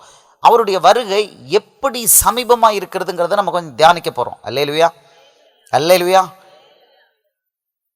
இந்த உலகத்தில் இந்த வருகை, இந்த பரலோகம், இதெல்லாம் ஏன் இருக்குது? ஏன் ஆண்டவர் இதை எழுதி வச்சார்? எதற்காக வைத்தார்? இதையும் நம்ம புரிஞ்சுக்கணும். இது இயேசு யாருன்னு தெரிந்தால் அதை நம்ம புரிந்து கொள்வோம். இயேசு யாருன்னு நமக்கு தெரியணும். இன்னைக்கு இயேசுவுக்கு 2000 வயசு தான் அப்படின்னு நினைக்கிற கிறிஸ்தவர்களே அநேகம் பேர். அல்லேலூயா. இயேசுவுக்கு 2000 வயசு தானே ஆகுது? அல்லேலூயா. என்னடா இப்படி நம்மகிட்ட இந்த கேள்விகள்லாம் போடுறாரு? இயேசு யாருன்னு நமக்கு தெரிஞ்சதுன்னா நமக்கு இதெல்லாம் ரொம்ப ரொம்ப ரொம்ப கிளியராக நம்ம அண்டர்ஸ்டாண்ட் பண்ணுவோம். இப்போ இயேசு யாருங்கிறத நம்ம தெரிந்து கொள்வோம். யோவான் 6வது அதிகாரத்துக்கு 8வது அதிகாரத்துக்கு நம்ம போவோம். ஆண்டவர் யார் அப்படிங்கிறத தெரிந்து கொள்வோம். யோவான் 6வது அதிகாரத்துக்கு முதல்ல எடுத்துப்போம். இதில் அவர் தன்னை குறித்து சில வெளிப்பாடுகள் அவர் சொல்கிறாரு. 6வது அதிகாரத்துலேயும் 8வது அதிகாரத்துலையும் 6:62க்கு வருவோம். 6:62 அவர் சொல்கிறாரு, மனுஷகுமாரன் தாம் முன்னிருந்த இடத்திற்கு ஏறி போகிறதை நீங்கள் காண்பீர்களானால் எப்படி இருக்கும்? மனுஷகுமாரன் தாம் முன்னிருந்த இடத்திற்கு, அல்லேலூயா, முன்னிருந்த இடத்திற்கு ஏறி போகிறதை நீங்கள் காண்பீர்களானால் எப்படி இருக்கும்? அப்போ அவர் எங்கே இருந்தார்? முன்னால் மேலே இருந்தார், பரலோகத்தில். அங்கே இருந்தால் இறங்கி வந்தார். அப்படின்னா எப்படி? இன்னும் கொஞ்சம் பார்க்கலாம். அவர் சொல்கிறார், 51வது வசனத்தில் சொல்கிறாரு, நானே வானத்திலிருந்து இறங்கின ஜீவ அப்பம். நானே, இந்த மாதிரி நானே ஜீவப்பம், நானே வழியும் சத்தியமும் ஜீவனுமாக இருக்கிறேன். இப்படி சொன்னது வேற யாரும் கிடையாது, இயேசு மட்டும்தான். அவ மற்றவங்க ஏதாவது நானேன்னு சொல்லியிருக்கலாம். அப்படின்னா நீனே, அப்படின்னா ஏய்யா நீ இவ்வளோ பெரிய ஆளுன்னா உனக்கிட்ட இருக்க வல்லமை என்ன கொஞ்சம் காமின்னு கேட்டா என்ன காமிச்சிருப்பாங்க? வாய்க்குள்ளே பொருளை போட்டு துண்டுக்குள்ளே ஒளிச்சு வச்சு இப்படி காமிச்சிருப்பாங்க. இப்படி தான் காமிச்சிருப்பாங்க. வாய்க்குள்ளே ஒரு பொருளை போட்டு துண்டு பெரிய டர்க்கி டவலை வச்சு கேமராவில் அதெல்லாம் பச்சை வெளியில் வருது, அப்படி எடுத்து துப்பி இந்த பாரு அப்படின்னு காமிப்பாங்க. இப்படி தான் அவங்களால பண்ண முடிஞ்சது இப்படித்தான். அது நீங்களும் நானும் பண்ணிடலாம், ஒன்றும் அதுக்கு மேலே ஒன்றும் கிடையாது. இதுக்கு மேலே கொஞ்சம் எக்ஸ்ட்ரா போனால் பெண்கள் வந்தால் அவங்களுக்கு சேஃப்டி கிடையாது. அப்படித்தான் 2வது எக்ஸ்ட்ரா குவாலிஃபிகேஷன் அவங்கள்ட்ட. பெண்கள் தைரியமாக போக முடியாது, அவங்கள்ட்ட எக்ஸ்ட்ரா குவாலிஃபிகேஷன். இப்படி தான். ஆனால் இயேசு சொன்னார் நானே அப்படின்னாரு. நானே வழியும் சத்தியமும். இன்னைக்கு அவருடைய வல்லமையை கொடுத்துருக்காரு. அவர் காமிச்சார். மனுஷ குலம் உருவானதுலேருந்து அன்னைக்கு தேதி வரைக்கும் இல்லாத பெரிய அற்புதங்களையும் அடையாளங்களையும் பண்ணி காமிச்சார். மரித்தோர் உயிரோடு எழுந்திருந்தாங்க. கை கால் ஊனமுற்றவர்கள், கை கால் தரிக்கப்பட்டவர்கள். மத்தேயு 15, 30, 31 அவர் சொல்கிறாரு, ஊனர் கை கால்கள் தரிக்கப்பட்டவர்கள், மெய்ம்டு. அவங்க யுத்தத்தில் கை கால்களை இழந்தவர்கள். அவங்க மேலே கையை வச்ச உடனே இல்லாத கை கால்கள் உருவாகியது. இவ்வளவும் பண்ணார் அவர். எல்லா வியாதியும் அவர் வஸ்திர தொங்கலை தொட்ட யாவரும் சொஸ்தமானார்கள். மத்தேயு 14வது அதிகாரம் கடைசி வசனம் பாருங்க. அவர் வஸ்திர தொங்கலையால் தொட வேண்டும் என்று கேட்டார்கள். வஸ்திர தொங்கலை தொட்ட யாவரும் சொஸ்தமானார்கள். எல்லா வியாதியும், அல்லேலூயா, எல்லா வியாதிகளையும் சொஸ்தமாக்குனாரு. மரித்தவரை உயிரோடு எழுப்பினாரு. அவர் மரித்து 3ஆம் நாள் உயிர் தெழுந்து எல்லார் முன்னாலையும் பரமேறி போனார். இவ்வளவும் பண்ணார். அல்லேலூயா. அவர் நானேன்னு சொல்லி இப்போ நான் வந்த இடத்திற்கு ஏறி போகிறதை நீங்கள் காண்பீர்களானால் எப்படி இருக்குன்னு முதலே போட்டு விட்டாரு. அடுத்தது நானே வானத்தில் இறங்கிற ஜீவாப்பம்ங்கிறாரு. அதுக்கு முந்தின 38வது வசனத்தில் சொல்கிறாரு, நான் கடைசியில் சொல்கிறாரு, நான் வானத்திலிருந்து இறங்கி வந்தேன். அல்லேலூயா, நான் வானத்திலிருந்து இறங்கி வந்தேன். இப்போ இன்னும் கொஞ்சம் பேக்வேர்டில் இன்னும் கொஞ்சம் போவோம். 8வது அதிகாரம், யோவான் 8வது அதிகாரத்தில் இன்னும் கொஞ்சம் ரகசியங்களை சொல்லியிருக்காரு. யோவான் 8 கொஞ்சம் எடுப்போம். அழகழகாக லட்டு மாதிரி சொல்லி கொடுத்துட்டு போயிட்டாரு. அவர் சொல்கிறாரு, யூதர்களை பொறுத்த வரைக்கும் அவங்களுக்கு ஆபிரகாம் ரொம்ப முக்கியமான மனுஷனால சொல்கிறாரு. 56, 57 சொல்கிறாரு. அவர் சொல்கிறாரு, உங்கள் பிதாவாகிய ஆபிரகாம் என்னுடைய நாளை காண ஆசையாக இருந்தான், கண்டு களிகூர்ந்தான் என்றார். அப்பொழுது யூதர்கள் அவரை நோக்கி, உனக்கு இன்னும் 50 வயதாகவில்லை, நீ ஆபிரகாமை கண்டாயோ என்றார்கள். அதற்கு இயேசு, ஆபிரகாம் உண்டாகிறதுக்கு முன்னமே நான் இருக்கிறேன் என்று மெய்யாகவே நான் உங்களுக்கு சொல்கிறேன். அல்லேலூயா, அல்லேலூயா. ஆபிரகாம் உண்டாகிறதுக்கு முன்னாலே நான் இருக்கிறேன்னு சொல்கிறாரு. அப்படின்னா இவர் எங்கே இருந்தார்? இவர் எங்கே இருந்தாருன்னு நம்ம கண்டுபிடிக்கணும். கண்டுபிடிக்கணும். யோவான் 1வது அதிகாரத்துக்கு வருவோம். ரகசியங்கள்ல யோவான் 1வது அதிகாரத்துல முதல் வசனம் யோவான் ஆரம்பிக்கிறான். ஆதியிலே தேவன் வார்த்தையா இருந்தார்னு ஆரம்பிக்கிறான். படிப்போம். யோவான் 1:1. ஆதியிலே வார்த்தை இருந்தது, அந்த வார்த்தை தேவனிடத்தில் இருந்தது, அந்த வார்த்தை தேவனாய் இருந்தது. 3வது வசனத்துல சொல்றான் சகலமும். 2வது வசனம் அவர் ஆதியிலே தேவனோடு இருந்தார். அல்லேலூயா. யாரு இங்க இயேசுவை பத்தி பேசுறான் யோவான்? அவர் ஆதியிலே யாரோட இருந்தார்? தேவனோடு இருந்தார். அடுத்த வசனம் படார்னு போடுறான் சகலமும் அவர் மூலமாய் உண்டாயிற்று. யார் மூலமாய்? இயேசு மூலமாய் உண்டாயிற்று. அல்லேலூயா. சகலமும் அவர் மூலமாய் உண்டாயிற்று, உண்டானதொன்றும் அவரால் அல்லாமல் உண்டாகவில்லை. அப்படின்னா 6 நாள் படைத்த படைப்புகள் யாராலே உண்டாயிற்று? நம்ம நினைச்சுக்கிட்டு போவோம் பிதாவாகிய தேவனால. இல்ல, இந்த வசனத்தின்படி பார்த்தா குமாரன் இயேசுவினால் எல்லாம் உண்டாயிற்று. அல்லேலூயா, அல்லேலூயா.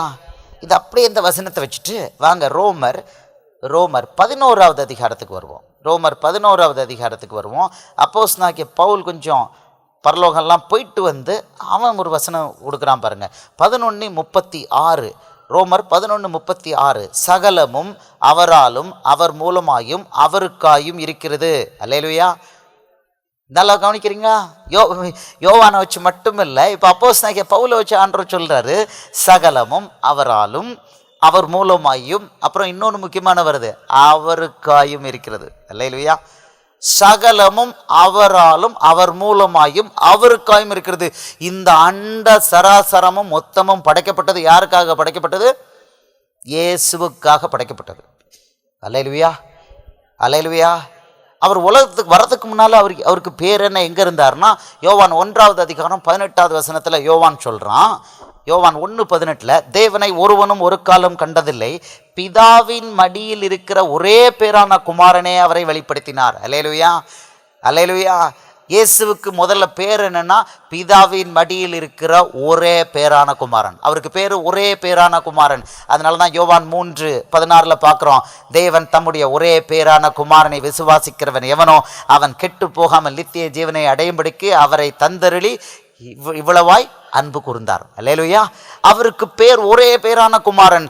உலகத்தை உண்டாக்கும் பொழுது, இந்த மொத்த அண்ட சராசரத்தை உண்டாக்கும் பொழுது, மனிதனை படைக்கும் பொழுது, மிருகங்களை படைக்கும் பொழுது, எல்லா பறவைகளை படைக்கும் பொழுது, எல்லா சிருஷ்டிகளை படைக்கும் பொழுது இயேசுவுக்கு பேர் ஒரே பேரான குமாரன்.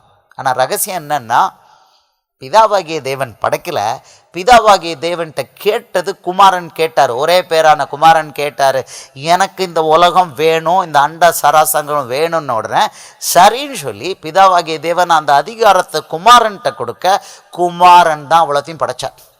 இதைத்தான் நம்ம பார்க்குறோம். ரோமர் 11:36 பார்க்குறோம், சகலமும் அவர் மூலமாயும் அவருக்காயும். அதை மறுபடியும் ஒரு தடவை படிச்சிருவோம். நம்ம கிளியராக ஃபண்டமெண்டல்ஸ் கிளியராக இருக்கணும். இது வரைக்கும் ஆண்டவர் வெளியில் ஓப்பனாக சொல்லலை, இப்போ சொல்ல வைக்கிறாரு. சகலமும் இயேசுவாலும் இயேசு மூலமாயும் இயேசுவுக்காயும் இருக்கிறது. அல்லேலூயா. இதனால் என்ன பண்ணுறாரு, இந்த உலகம் என்னென்னு நான் ஷார்ட்டாக நேரம் இல்லைனால கொஞ்சம் ஸ்பீடாக சொல்கிறேன். என்ன நடந்ததுன்னா இதில் இந்த என்ன நடந்ததுன்னு சொல்கிறதுக்கு முன்னால் இன்னும் 2-3 வசனங்களை இயேசு தன்னை பற்றி சொல்லியிருக்கிறத நான் சொல்லிக்கிறேன். வெளிப்படுத்தின விசேஷத்துக்கு வாங்க. அவராக தான் வாயிலேருந்து என்ன சொல்லியிருக்கிறாருங்கிறத கொஞ்சம் பார்ப்போம். அவர் சொல்கிறாரு, தன்னை குறித்து வெளிப்படுத்தின விசேஷத்தில் 4 இடங்களில் அழகழகாக சொல்கிறாரு. அவர் என்ன சொல்கிறாருங்கிறத நம்ம பார்த்துருவோம். தன்னை குறித்து பேசும்பொழுது அவர் என்ன வார்த்தை கொடுக்குறாருங்கிறத கவனமாக நம்ம கவனிக்கணும். அப்போ நமக்கு தெரியும். அவர் சொல்கிறார் 8வது வசனத்தில் சொல்கிறாரு, இருக்கிறவரும் இருந்தவரும் வருகிறவரும் ஆகிய சர்வ வல்லமையுள்ள கர்த்தர் நான் அல்பாவும் ஒமேகாவும் ஆதியும் அந்தமுமாக இருக்கிறேன் என்று திருவுளம் பற்றுகிறார். அவர் தன்னை பற்றி எப்படி சொல்கிறாரு? தன்னை பற்றி என்ன சொல்கிறாரு? நான் ஆல்பாவும் ஒமேகாவும். அப்படின்னா அர்த்தம்னா ஆதியும் அந்தமும், துவக்கமும் முடிவும் இல்லாதவர். கை வைத்து அல்லேலூயா சொல்லுவோமா? அல்லேலூயா. இயேசு 2000 வருஷத்துக்கு முன்னால் இந்த உலகத்துக்கு கன்னி மரி வயிற்றுல வந்தாருன்னு நினச்சிக்கிட்டு அவருக்கு 2000 வயசு தான் நினச்சோம்னா வி ஆர் ராங். மற்றவன் அப்படி தான் சொல்லிட்டு அலைகிறான். உங்கள் இயேசு 2000 வருஷம் தானே சொல்லிக்கிட்டு இருக்கான்.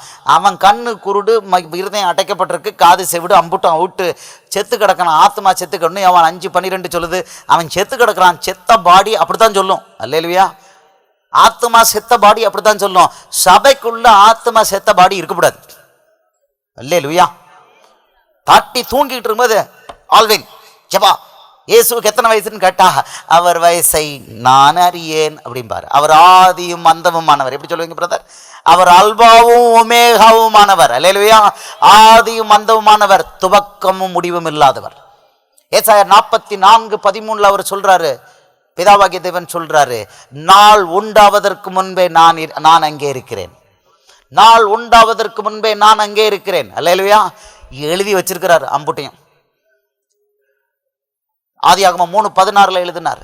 3:15 தண்டனையை போட்டார். பிசாசுக்கு தண்டனையை போட்டார். மனுக்குல மீட்பின் திட்டத்தை கொடுத்தார். உனக்கும் ஸ்திரீக்கும் உன் வித்துக்கும் அவள் வித்துக்கும் பகை உண்டாக்குவேன். அவர் உன் தலையை நசுக்குவார், நீ அவர் குதிங்காலை நசுக்குவாய். போட்டாரு மீட்பின் திட்டம். இயேசுவை உலகத்துக்கு அனுப்ப போறேன்னு சொல்லி திட்டத்தை அங்கே எழுதினாரு. ரகசியம் என்ன தெரியுமா? இந்த அல்பாவும் ஒமேகாவும் அவர் சொல்றாரு, நான் ஆதியும் அந்தவுமானவர் சொல்றாரு, துவக்கம் முடிவும் இல்லாதவங்கிறாரு. இதை எத்தனை தடவை சொல்லியிருக்காருன்னு பார்க்கணும். வெளிப்படுத்தல் இதே இதில் 11வது வசனத்துலையும் இதை சொல்லியிருக்கிறாரு. 11 சொல்றாரு. அடுத்தது அவர் சொல்றாரு, அது நான் அல்பாவும் உமேகாவும் முந்தினரும் பிந்தினருமாய் இருக்கிறேன் அப்படிங்கிறாரு. 11. அடுத்தது 17வது வசனத்தில் சொல்றாரு. அடுத்தது 21:6, 22:13 இத்தனை இடத்துலையும் திருப்பி திருப்பி சொல்றாரு. ஏன்னா மனுஷன் சில நேரத்தில் மரமண்டா அவனுக்கு புரியாதுன்னு, 2000 வயசுனா 2000 வயசுன்னு நினச்சிப்பான் அப்படின்னு சொல்லிக்கிட்டு, அதனால திருப்பி திருப்பி சொல்றாரு, எப்பா நான் துவக்கமும் முடிவும் இல்லாதவர். நீ பிதாவாகிய தேவனை பற்றி நினச்சிக்கிட்டு இருக்க வேண்டாம், நானும் துவக்கமும் முடிவும் இல்லாதவர். அல்லேலூயா. பிதாவுக்கு என்ன வயசு போடுவியோ அம்புடித்தான் எனக்கும் அப்படிங்கிறார். பிதாவுக்கு அவர் சொல்றாரு, நாள் உண்டாவதற்கு முன் நான் அங்கே இருக்கிறேன். பிதா சொன்னார்னா இயேசுவும் அதே சொல்றாரு, நாள் உண்டாவதற்கு முன் நானும் அங்கே இருக்கிறேன். இன்னும் கொஞ்சம் ரிவர்ஸ்ல போனா பழைய ஏற்பாட்டில் இயேசு எங்கெல்லாம் வந்தாருன்னு சொல்லிட முடியும். நேரம் ஒன்று தான். ஏரோப்ளேன் 1 மணி நேரம் தள்ளி 2வது ஏரோப்ளேனில் புக் பண்ணிட்டாங்க, அதனால அதுக்கு நேரம் இல்லை. பழைய ஏற்பாட்டில் இயேசு எங்கெல்லாம் ஆஜர் ஆனார்னு இப்போ புட்டி வச்சிடலாம் அதில். ஏன்னா அவரு இங்க ஆபிரகாம் உண்டாவதற்கு முன்னே நான் இருக்கிறேன்னு சொன்னார்னா, அப்ப ஆபிரகாமுக்கு முன்னால் அவர் எங்க இருந்தாரு? ஆபிரகாமோடு நேரா பேசினாரு. யார் பேசினா? தேவன் ஆபிரகாமோடு பேசினார். யார் பேசினா? அவர் அழகா சொல்றாரு, என்னை கண்ட உறுத்தணும். சரி, இவ்வளவு தூரம் வந்தாச்சுன்னு கொஞ்சம் எக்ஸ்ட்ரா போவோமே, எடுத்துக்கொள்வோம். யாத்திராகமம் 33வது அதிகாரத்துல பிதாவாகிய தேவன் கொஞ்சம் அவரை பற்றி வெளிப்படுத்துறாரு. அது என்னன்னு தெரிஞ்சுக்கிட்டிங்கன்னா பாக்கி எல்லாம் தெரிஞ்சிடும். யாத்திராகமம் 33வது அதிகாரம். இங்கே கொஞ்சம் மோசே அவருக்கு பிடிச்சிட்டு அப்படின்னோடனே, நான் உமது மகிமையை காண வேண்டும் அப்படின்னா, ஐயா உங்கள் முகத்தை காலு கையெல்லாம் நான் பார்க்கணும் அப்படின்னோடனே ஆண்டவர் சொல்கிறாரு, 20வது வசனத்தில் சொல்கிறாரு, நீ என் முகத்தை, மோசேட்ட சொல்கிறாரு, நீ என் முகத்தை காண மாட்டாய், ஒரு மனுஷனும் என்னை கண்டு உயிரோடு இருக்கக்கூடாது என்றார். அல்லேலூயா. ஒரு மனுஷனும் என்னை கண்டு உயிரோடு இருக்கக்கூடாது. அப்போ ஆபிரகாம்கிட்ட வந்தார, சாராள்கிட்ட நகைத்ததை பார்த்தார, அது யாருங்க? எப்பா உனக்கு நான் தரேன், பிள்ளை தரேன், இந்த வானத்து நட்சத்திரத்தை பாருங்க, பார், அத்தனை பிள்ளை தரேன்னு சொன்னார, நேர கூட்டிட்டு தான் போய் சொன்னார. இது யாரு சகோதரியே? அவர் சொல்றாரு, என்னை பார்த்த ஒருவனும் உயிரோடு இருக்கக்கூடாது. அப்புறம் யாக்கோபு கூட ஒருத்தர் ஃபைட் போட்டாரு. யாரது? அல்லேலூயா. ஆதியாகமம் 32:24 ராத்திரி முழுக்க ஒருத்தர் யாக்கோபோட குஸ்தி போட்டார். அது யாரு சொல்லிட்டு அவர் என்ன சொன்னாரு, நீ மனிதனோடும் தேவனோடும் போராடி மேற்கொண்டாய, அவன் தூதனோடு மேற்கொள்ளல, மனிதனோடும் தேவனோடும் போராடி மேற்கொண்டாயன்னு சொன்னாரு. அப்போ யாக்கோபோட குஸ்தி போட்டது யாருங்க? நான் 2 பாயிண்ட் தான் விட்றேன், அதுக்கு மேலே போகலை, நீங்கள் போய் பண்ணுங்க. கிதியோன் இருக்கிறான், அடுத்தது இருக்கான், இவன் இருக்கிறான், மோசேக்கு பிறகு யோசுவா இருக்கிறான். யோசுவாக்கு 5வது அதிகாரத்தில் 13வது வசனத்தில் ஒருத்தர் நிற்கிறாரு. இதெல்லாம் யாருங்க? சேனைகளின் கர்த்தருடைய அதிபதியாக உனக்கு முன்னால் நிற்கிறேன், உன் பாதரட்சியை கலத்தி போடுன்னு ஒருத்தர் சொல்கிறாரு. அவர் யாருங்க? இவங்கெல்லாம் பிதாவாகிய தேவன். அப்படின்னா இந்த வசனத்தின்படி அவங்க அத்தனை பேரும் உடனே மரித்து போயிருக்கணும். அவன் கிதியோன் சொல்றான், நான் கர்த்தருடைய தூதனை கண்டேனே, நான் மரித்தேன் அப்படிங்கிறான். நீ மரிப்பதில்லைன்னு டக்குன்னு அப்பியர் ஆகி சொல்றாரு. இந்த கர்த்தருடைய தூதன் யார் எங்கெல்லாம் அவர்னு எங்கெல்லாம் வந்திருக்கோ அது அவ்வளவும் இயேசு கிறிஸ்து. அல்லேலூயா. அவருக்கு அன்னைக்கு பேர் இயேசு கிறிஸ்து அல்ல, அன்னைக்கு பேரு ஒரே பேரான குமாரன். அல்லேலூயா. வேதம் தெளிவாக சொல்லுது. யோவான் வச்சு ஆண்டவர் சொல்லியிருக்கிறாரு. என்ன சொல்லியிருக்கிறாரு? 1:18 பிதாவை ஒருவனும் கண்டதில்லை, அவருடைய மடியில் இருந்த ஒரே பேரான குமாரனே அவரை வெளிப்படுத்தினார். அல்லேலூயா, அல்லேலூயா. பழைய ஏற்பாட்டில் இப்போ கொஞ்சம் இந்த ஆவிக்குரிய கண் இப்போ உங்களுக்கு கொஞ்சம் கொஞ்சம் ஆண்டவர் அந்த இது கொடுத்துட்டாரு. என்ன கொடுத்துட்டாரு? ஆன்சர் கீ கொடுத்துட்டாரு. இப்போ உங்கள் கையில் இப்போ என்ன கிடச்சிட்டு? ஆன்சர் கீ கிடச்சிருச்சு. இப்போ போய் வேதாகமத்தை ஆதியாகமத்தில் புரட்டி பாருங்க, இயேசு எங்கெல்லாம் வந்திருக்காருன்னு தெரியும். எங்கெல்லாம் தேவன் நேரடியாக ஆஜராகி முகத்துக்கு முகம் ஆளுகளுக்கு காமிச்சிருக்காரோ அது அவ்வளவும் குமாரன், ஒரே பேராகிய குமாரன். அல்லேலூயா. இப்போ ரகசியத்துக்கு வருவோம், அடுத்த ரகசியத்துக்கு வருவோம். இந்த உலகத்தை அவர் படைக்கும்போது தனியாக படைச்சாரு. நிறைய நேரம் இல்லைனாலும் கொஞ்சம் கொஞ்சம் உங்களுக்கு சொல்லிடுறேன். அவர் என்ன செஞ்சுறாரு? அவர் சொல்கிறாரு 26 ஆதியாகமம் 1:26 சொல்கிறாரு, பின்பு தேவன் நமது சாயலாகவும் அப்புறம் நமது ரூபத்தின்படியையும் மனுஷனை உண்டாக்குவோமாக. தமது சாயல் அல்ல. அல்லேலூயா. பிதா, குமாரன், பரிசுத்தாவியானவர் 3 பேரும் ஆஜர். பிதா, குமாரன், பரிசுத்தாவியானவர் 3 பேரும் ஆஜர். எப்படி? மனுஷனை உண்டாக்குறதுக்கு முன்னால டிஸ்கஸ் பண்றாங்க. ஓகே, நமது சாயலாக உருவாக்குவோம் அப்படின்னு சொல்லிட்டு தேவன் உருவாக்குறாரு. தேவன் அடுத்த வசனத்துல தம்முடைய சாயலாக மனுஷனை சிருஷ்டித்தார். இப்போ மனுஷன் யாருக்காக சிருஷ்டிக்கப்பட்டான்னு பார்த்தோம். 11:36 ரோமர்ல பார்த்தோம். என்ன பார்த்தோம்? அடுத்தது யோவான் 1:3 பார்த்தோம்.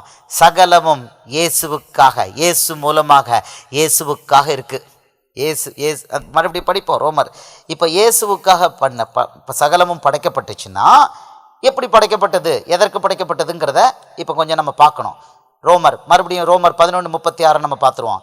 சகலமும் இயேசுவாலும் இயேசு மூலமாகவும் இயேசுவுக்காகவும் இருக்கிறது. அல்லேலூயா, அல்லேலூயா. அப்போ இது என்ன என்ன என்ன நடக்க போகுது, என்ன நடந்தது பரலோகத்தில் அப்படிங்கிறது உங்களுக்கு தெரியணும். என்ன நடந்ததுன்னு தெரியணும். என்ன நடந்ததுன்னா, இந்த உலகத்தை பிதாவாகிய தேவன் உருவாக்குனார், சிருஷ்டித்தார். சிருஷ்டித்து முதல்ல யாரை உருவாக்குனார்? தேவதூதர்களை உருவாக்குனார். தேவதூதர்கள் நமக்கு தெரியும். 3 தேவதூதர்கள் இருந்தாங்க, பிரதான தேவதூதர்கள். மிகாவேல், கேப்ரியல், லூசிஃபர். லூசிஃபர் கலகம் பண்ணி தேவனுக்கு விரோதமாக மேலே ஏறி போய் கலகம் பண்ணான். 1/3 தேவதூதர்களையும் கூட்டிகிட்டு போனான். இதை குறித்து எசேக்கியேல் 28 12, 13, 14 நீங்கள் இப்போ படித்து பார்த்துக்கோங்க. அடுத்தது ஏசாயா 14 அது 12 16 வரைக்கும் படித்து பாருங்க. எப்படி லூசிஃபர் மேலே ஏறி போனால் வெட்டுண்டு கீழே விழுந்தான்னு அங்கே இருக்குது. இவன் தனியாக ஒத்தையில் போகலை, இவன் பெரிய கூட்டத்தை கூட்டிகிட்டு போனான். வெளிப்படுத்தல் 12:4 சொல்லுது, இவன் 1/3 தேவதூதர்களை மேலே கூட்டிகிட்டு போனான். அத்தனை பேரும் வெட்டி கீழே விழத்தள்ளப்பட்டார்கள். அல்லேலூயா. இந்த 1/3 தேவதூதர்களும் வெட்டி விழ தள்ளப்பட்டாங்க. அவங்க தான் உலகம் முழுக்க நான் தான் கடவுள் அத்தனை பேரையும் ஏமாற்றிக்கிட்டு இருக்காங்க. கடவுள்னு ஒரு பக்கம் ஏமாத்துறாங்க, உலகத்தில் முழு அழிவையும் உண்டாக்கிட்டு இருக்காங்க. இப்போ இந்த உலகத்தை பிசாசு நாசப்படுத்தினால, யார்? லூசிஃபர் நாசப்படுத்தினால அவன் எங்கே இருந்தான்? 28 எசேக்கியேல் 28 13 பார்த்தீங்கன்னா, அவன் இருந்த இடம் ஏதேன் தோட்டம்தான். அவன் இருந்த இடம் படித்துக்கொள்வோம். எசேக்கியேல் 28:13 தான். நீ தேவனுடைய தோட்டமாகிய ஏதேனில் இருந்தவன். இந்த உலகத்தை, ஏதேன் தோட்டத்தை உலக ஹெட் குவார்ட்டர்ஸ் ஆக்கி அதில் லூசிஃபரை வச்சு அவன்கிட்ட அந்த உலகத்தை கொடுத்துருந்தார். அங்கேருந்து தான் இவன் ஏறி போனான். இப்போ என்னாச்சு? தப்பு நடந்த உடனே அவங்கள தண்டித்ததோடு இல்லாமல் பூமியை ஆண்டவர் தண்டித்தார். அதனால தான் ஆதியாகமம் 1 பார்க்குறோம், ஆதியிலே தேவன் வானத்தையும் பூமியும் படைத்தார்ன்னு இருக்கு. அதுக்கு அடுத்த வசனம் பார்த்தீங்கன்னா, பூமியானது ஒழுங்கின்மையும் வெறுமையுமாய் இருந்தது, ஆழத்தின் மேல் இருள் இருந்தது, தேவ ஆவியானவர் ஜலத்தின் மேல் அசைவாடி கொண்டிருந்தார். இந்த 1வது வசனத்துக்கும் 2வது வசனத்துக்கும் எத்தனை வருடங்கள் யுகங்கள் நமக்கு தெரியாது. ஆண்டவர் எப்படி படைப்பார்? எப்படி படைக்கிறவர்? அல்லேலூயா. அவர் எப்படி படைக்கிறார்? 3வது அதிகாரம் பிரசங்கி 3:11 நினைக்கிறேன். அவர் சகலத்தினையும் அதன் காலகட்டத்தில் நேர்த்தியாக படைக்கிறவர், நேர்த்தியாக பண்ணுறவர். அவர் என்ன பூமியை ஒழுங்கின்மையாக படைச்சாரு? இல்லை, பூமியை அழகாக படைச்சி கொடுத்துருந்தாரு. லூசிஃபனும் அவனை சேர்ந்த தேவதூதர்களும் தப்பு பண்ண போய் என்ன பண்ணாரு? பூமியை தண்டித்து அதை ஒழுங்கின்மையும் வெறுமையாக்கி விட்டுட்டார். தண்ணிக்குள்ளே போட்டு முங்க வச்சுட்டார் பூமியை. இருள் அடைய வச்சிட்டார். இதுதான் தண்டனை, பூமிக்கு தண்டனை. இது எத்தனை வருட காலகட்டங்கள் இருந்ததுன்னு தெரியாது. இப்போ இயேசு போய் கேட்குறாரு, குமாரன், அவரது மடியில் இருக்க ஒரே பேரான குமாரன் கேட்குறாரு பிதா கிட்ட, அப்பா, ஒரு தடவை முதல்ல நீங்கள் தேவதூதனுக்கு இந்த உலகத்தை கொடுத்தீங்க, இப்போ எனக்கு நீங்கள் நம்முடைய சாயலில் மனுஷனை படைச்சி, நம்முடைய சாயலில் ஒரு பிறவியை படைச்சி அவன் கையில் நீங்கள் கொடுங்க, நான் பொறுப்பெடுத்துக்கிறேன், அவங்க தப்பு பண்ண மாட்டாங்க, நான் பொறுப்பெடுத்துக்கிறேன், எனக்கு படைச்சு கொடுங்க, முழு உலகத்தை திருப்பி படைச்சு கொடுங்க அப்படின்னு சொன்ன உடனே பிதாவாகிய தேவன் குமாரனுக்கு அதிகாரத்தை கொடுக்குறார். அதைத்தான் நம்ம பார்க்குறோம், சகலமும் அவர் மூலமாயும் அவருக்காயும். அல்லேலூயா, அல்லேலூயா. கொடுத்துட்டார், அதிகாரத்தை கொடுத்துட்டார். அந்த வசனத்தை நம்ம மறுபடியும் நீங்கள் பார்த்துக்கணும். அந்த ரோமர் 11:36 வசனத்தை திருப்பி பார்த்துக்கணும். சகலமும் அவராலும் அவர் மூலமாயும் அவருக்காயும் இருக்கிறது. கன்ஃபர்மேஷன் இன்னும் நான் கொடுக்க போகிறேன் கடைசியில். இந்த ரகசியத்தில் எங்கே வருது, எங்கே இது ஃபிட் ஆகுது, இந்த 2வது வருகை எங்கே ஃபிட் ஆகுது, இந்த முழு வேதாகமாக எங்கே ஃபிட் ஆகுது, நீங்களும் நானும் என்ன ஃபிட் ஆகிறோம், எல்லாம் இதில் வருது. இப்படி தான், இதில் தான் வருது. உலகத்தை குமாரன்கிட்ட படைக்க ஒப்பு கொடுத்துட்டாரு. குமாரன் படைக்கிறார். 6 நாள் படைப்பு. ஆகாய விரிவு உண்டாகட்டும்னாரு, உண்டாயிடுச்சு. சூரியன் உண்டாகட்டும், உண்டாயிடுச்சு. சமுத்திரம் கருத்து பிரிஞ்சு போட்டோம், பிரிஞ்சு ஆயிடுச்சு. எல்லாம் ஆகாயத்து பறவைகள், சமுத்திரத்து மச்சங்கள் எல்லாத்தையும் உருவாக்குனாரு. யாரு? பிதாவின் மடியிலிருந்து குமாரன் கட்டளை கொடுக்குறாரு, எல்லாம் உருவாகுது. அல்லேலூயா, அல்லேலூயா. உருவாயிடுச்சு. இப்போ எந்த தப்பு நடக்காதுன்னு குமாரன் சொன்னாரோ தப்பு நடந்து போச்சு. அது அங்கே 3வது அதிகாரத்தில் அந்த தப்பு நடந்து போச்சு. பிசாசு வஞ்சித்துட்டான். யாரை வஞ்சித்திருக்கிறான்? இப்போ இவர்களை படைத்தது எப்படி படைச்சிருக்கிறாருன்னா, ஆதாமையும் ஏவாளையும் அவர் படைத்தது சும்மா சாதாரண மண்ணு கல்லாக படைக்கலை. அவர் எப்படி படைச்சிருக்காருன்னா தமது பிள்ளைகளாக படைச்சிருக்கிறாரு. தமிழ் வேதாகமத்தில் அது தெளிவாக இல்லை. லூக்கா 3வது அதிகாரம் கடைசி வசனத்தில் தமிழ் வேதாகம் எப்படி முடியுதுன்னா, இயேசுடைய வம்ச வரலாறை பற்றி சொல்லும் பொழுது ஆதாம் தேவனால் உண்டான மனுஷன் முடியுது. இயேசுவுக்கு வம்ச வரலாறு போய் பார்க்கும்போது அப்படியே போய் கடைசியில் ஆதாம் வரைக்கும் போய் சேர்ந்துருது. ஆனால் ஆங்கில வேதாகமம் சொல்லுது Adam the son of God. ஆதாமையும் ஏவாளையும் பிதாவாகிய தேவன் எப்படி படைத்தார்னா தன்னுடைய பிள்ளையாக படைத்தார். அல்லேலூயா. கை வைத்த அல்லேலூயா சொல்லுவோமா? அல்லேலூயா. நீங்களும் நானும் இன்னைக்கு எப்படி படைக்கப்பட்டிருக்கோம் தெரியுமா? ஒவ்வொரு மனுஷனும் எப்படி படைக்கப்படுறோம் தெரியுமா? அவருடைய சாயலில் அவருடைய பிள்ளைகளாக தான் படைக்கப்படுறோம். இது பயங்கரமான ஒரு விசேஷமான ப்ரிவிலேஜ், ஒரு விசேஷமான ப்ரிவிலேஜ். இந்த ப்ரிவிலேஜ் என்ன? இந்த ஸ்லாக்கியம் அவருடைய பிள்ளைய படைக்கப்படுறதுனால நமக்கு கிடைக்கிற ஸ்லாக்கியம் என்னங்கிறது நாளைக்கு நம்ம தியானம் பண்ண போகிறோம். விசேஷமான ஸ்லாக்கியம். தேவதூதருக்கு இல்லாத ஒரு வல்லமை, தேவதூதருக்கு இல்லாத ஒரு வல்லமை, ஒரு விசேஷமான வல்லமை அவருடைய பிள்ளையாகிய உங்களுக்கும் எனக்கு மட்டும் தரப்பட்டிருக்கு. தேவதூதர்களுக்கு அது கிடையாது. அந்த அளவுக்கு கொடுத்துருக்கிறாரு. பிள்ளையாக தான் படைக்கிறாரு. இப்போ அவருடைய பிள்ளைகள் தப்பு பண்ணிடுச்சு. ஆதாமும் ஏவாளும் தப்பு பண்ணிட்டாங்க. இயேசு கேட்டு, குமாரன் கேட்டு பிதா படைத்து கொடுத்த இந்த பிள்ளைகள் தப்பு பண்ணனால இவர்களை தள்ளி போட முடியாது. எங்க பிசாசு ஒரே ஒரு தடவை தான் தப்பு பண்ணான், அடிச்சிட்டாரு, அவன் அந்த காலத்தில் கட்டிட்டாரு. ஆனால் இவர்கள் பிள்ளைகள்னால, பிதாவும் குமாரனும் பரிசுத்தாவியனால அவங்களால இந்த நம்முடைய பிதாவா இந்த என்ன சொல்வீங்க, ட்ரினிட்டிக்கு தமிழில் என்ன சொல்வீங்க, இந்த திரித்துவ தேவர்களால், திரித்துவ கடவுளால் தன்னுடைய பிள்ளைகளை அதே போல அந்த காலத்தில் போட்டு கட்டுறதுக்கு அவங்களுக்கு மனசு இல்லை. ஏன்னா பிள்ளை தான் பிள்ளைய அப்படி பண்ண முடியல. அதனால் என்ன பண்ணார்? சான்ஸ் கொடுத்து பார்த்தாரு. 2 பேருக்கும் சான்ஸ் கொடுத்தாரு. ஆதாமே, நான் புசிக்கக்கூடாதுன்னு கனியை புசித்தாயோன்னு கேட்டார்.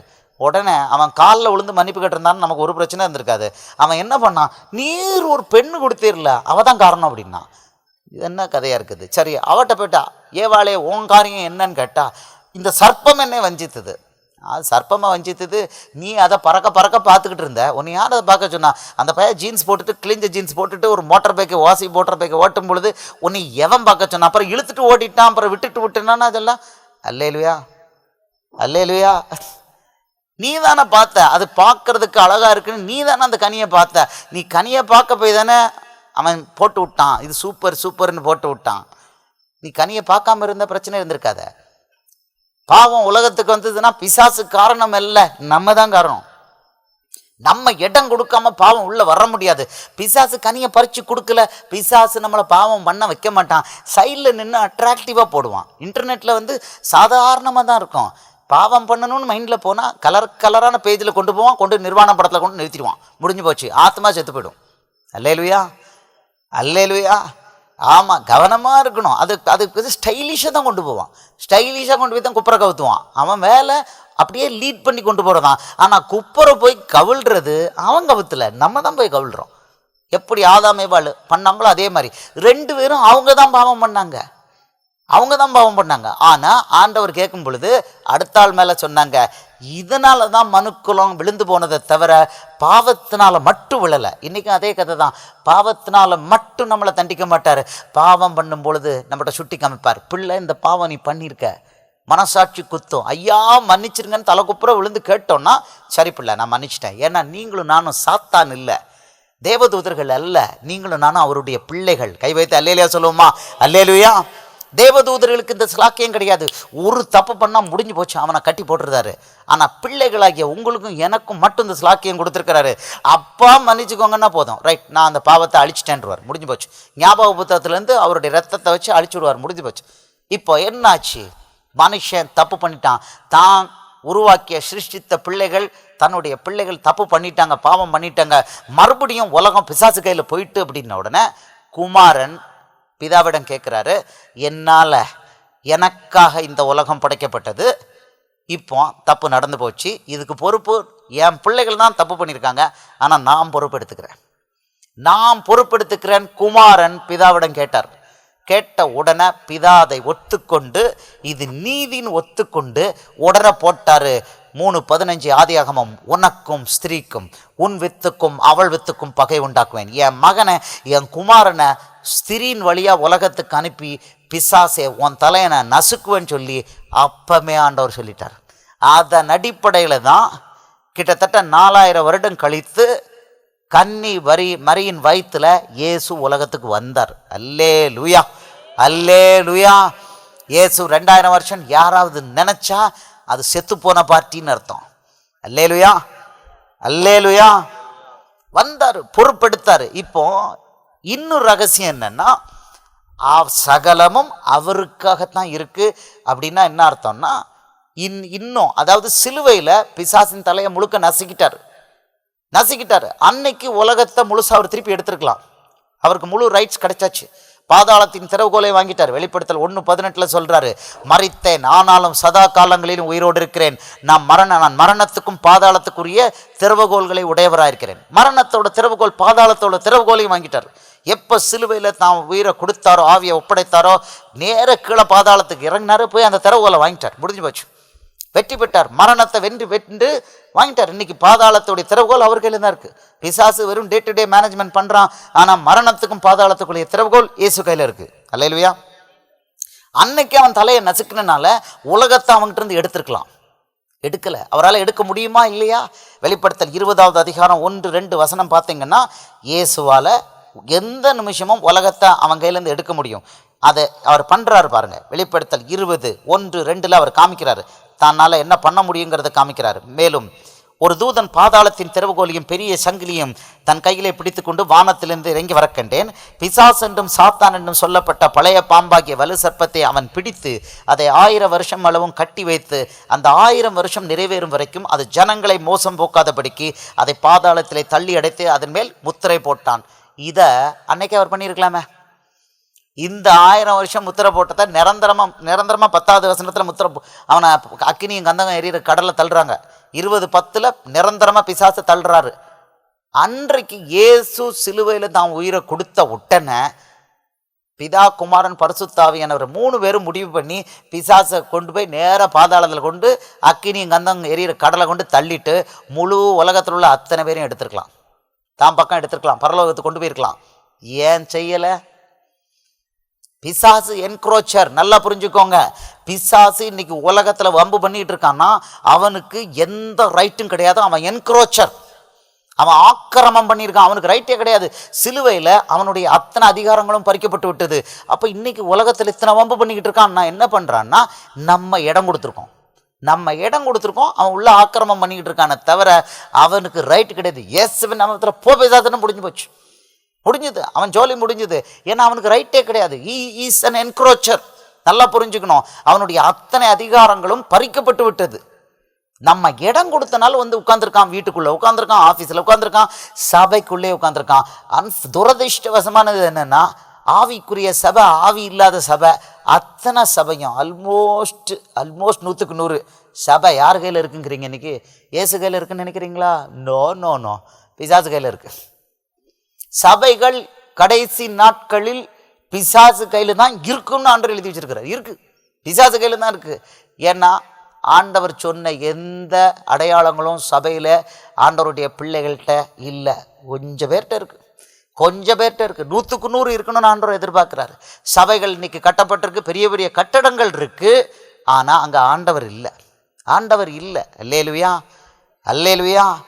பிசாசு அவ்வளோ சக்ஸஸ்ஃபுல்லாக இருக்கான். காரணம், அவனை நம்ம அனுமதித்து உள்ளே வச்சு அவனை சீரூட்டி பாலூட்டி, நம்ம சீராட்டி பாராட்டின்னு சொல்லுவாங்க நம்ம தமிழில், அத்தனையும் போட்டு அவனுக்கு பவுடர் போட்டு, கண்மை போட்டு, கொண்டை போட்டு, அவனுக்கு கொஞ்சம் மேக்கப்லாம் போட்டு நம்ம வீட்டுக்குள்ளே, சபைக்குள்ளே, எல்லா ஆஃபீஸுக்குள்ளே, எல்லா இடத்துலையும் பிசாசு நம்ம தான் வச்சுருக்கோம். அவன் என்க்ரோச்சர், அவனுக்கு ரைட்டே கிடையாது. நம்ம அவனை கூப்பிட்டு வீட்டுக்குள்ளே வைக்க போய், சபைக்குள்ளே வைக்க போய் அவன் ஜாலியாக ஆடிக்கிட்டு இருக்கான். அல்லேலுயா. அது பார்ப்போம், நாளைக்கு ஆண்டவர் அனுமதிச்சு அந்த வசனங்கள் எல்லாம் நம்ம பார்ப்போம். இப்போது நமக்கு தெரிய வேண்டியது, இயேசு அன்னைக்கு அந்த அதிகாரத்தை வாங்கிட்டார். ஆதாம் ஏவாள் மூலம் தான் கையை விட்டு போன அதிகாரத்தை அன்னைக்கு எடுத்துட்டார். பரலோகத்தின் திறவுகோல் அவர் கையில் தான் இருக்குது, பாதாளத்தின் திறவுகோலையும் வாங்கிட்டார். முழு உலகமும் இயேசு கையில் அந்த அதிகாரம் வந்துருச்சு. அதனால தான் சொல்கிறாரு, மத்தேயு 28:18-19 சொல்கிறாரு, வானத்திலும் பூமியிலும் சகல அதிகாரங்களும் எனக்கு கொடுக்கப்பட்டிருக்குது. வாங்கிட்டார், முழு அதிகாரம் வாங்கிட்டார். பரமேறி போனார், கீழே வந்தார், ரத்தத்தை எடுத்துக்கொண்டு போய் பிதாமட்ட போய் காமிச்சார், அதிகாரத்தை வாங்கிட்டு வந்துட்டார். வந்து தான் சொல்கிறாரு பிள்ளைகள்கிட்ட, மறுபடி பரமேறதுக்கு முன்னால் அவர் சொல்கிறாரு, வானத்திலும் பூமியிலும் சகல அதிகாரங்களும் எனக்கு கொடுக்கப்பட்டிருக்கிறது, ஆகையால் நீங்கள் புறப்பட்டு போய் சொல்கிறாரு. அதிகாரம், சகல அதிகாரம் கிடைச்சாச்சு. அப்போ பிசாசு மேலே, உலகத்தின் மேலே முழு அதிகாரம் கிடைச்சிருச்சு. ஆனால் பிசாசை கொண்டு அவர் பாதாளத்தில் கொண்டு கட்டலை. 20:1 வெளிப்படுத்தல பண்ணுறாரு, அசால்ட்டாக பண்ணுறாரு. அதை அன்னைக்கே பண்ணியிருக்கலாம். ஏன் பண்ணலைன்னா, இந்த உலகம் படைக்கப்பட்டது யாருக்காக? யாருக்காக? வசனத்தின்படி 11:36 ரோமர், யோவான் 1:3 யாருக்காக? இயேசுவுக்காக. யாரால படைக்கப்பட்டது? இயேசுவால. தன்னால, தனக்காக படைக்கப்பட்ட உலகம்னால அவர் ஒரு கண்டிஷன் வச்சிருக்கிறாரு. என்ன கண்டிஷன் வச்சிருக்கிறாரு? பிதாவும் ஒரு கண்டிஷன் வச்சிருக்கிறாரு, குமாரனும் ஒரே ஒரு கண்டிஷன் தான். என்ன வச்சிருக்காங்க தெரியுமா? யாரெல்லாம் குமாரனை ஏற்றுக்கொண்டு அவரை நேசிக்கிறாங்களோ அவங்களுக்கு மட்டும்தான் அவரோட வாழ்க்கை நடத்தலாம், வேற யாரும் அவரோட வாழ்க்கை நடத்த முடியாது. அல்லேலுயா, அல்லேலுயா. எல்லாரையும் அவருக்கு தான் படைச்சாரு. இங்க இருக்க அத்தனை பேரையும் அவருக்கு தான் படைச்சிருக்கிறாரு. ஆனா நம்ம அவர் மேல அந்த அன்பு காமிக்கிறோமா? இல்லை, இல்லை. நமக்கு நிறைய பேருக்கு என்னன்னா, இயேசுவுக்கு 5வது இடம் 6வது இடம் போட்டிருக்கோம், இயேசுவுக்கு முதல் இடம் கிடையாது. அவர் சொல்லியிருக்கிறாரு, மார்க் 12:30 சொல்றாரு, உனக்கு முதல் கட்டளை, பிரதான கட்டளை என்ன? உன் தேவனாகிய கர்த்தரிடத்தில் முழு இருதயத்தோடும், முழு ஆத்மாவோடும், முழு பலத்தோடும், எல்லாம் முழு தான். அதோட என்ன செய்யணுமா? அன்பு கூறுவாயாக. அல்லேலுயா, அல்லேலுயா. இதுதான் ஒரே ரகசியம். அவர் இந்த உலகத்தை இன்னும் விட்டு வச்சிருக்கிறாருன்னு என்னன்னா, இது ஒரு ஃபுட்பால் இது மாதிரி, கேம் மாதிரி. இதில் யாரெல்லாம் வெற்றி பெற்று தன்னை நேசிக்கிறேன்னு ப்ரூவ் பண்ணுறாங்களோ, நல்லா புரிஞ்சுக்கோங்க, ஆக்ஷன் கிடையாது, ஆக்டிங் கிடையாது, நிரூபிக்கணும். இயேசு மேலே எனக்கு உயிருக்கு உயிராக அன்பு இருக்குங்கிறத ஒவ்வொருத்தரும் நிரூபிக்கணும். அப்படி நிரூபிக்கிறவங்களுக்கு மட்டும்தான் ஏக்கால சத்தம் கேட்கும். அல்லேலுயா. ஏன்னா அவர் சொல்கிறாருங்க, இன்னும் அடுத்த ஒரு வசனத்தையும் கொடுத்துருந்தேன், எபேசியர் 1வது அதிகாரம் 9வது வசனம். அவர் என்ன பண்ண போகிறாரு?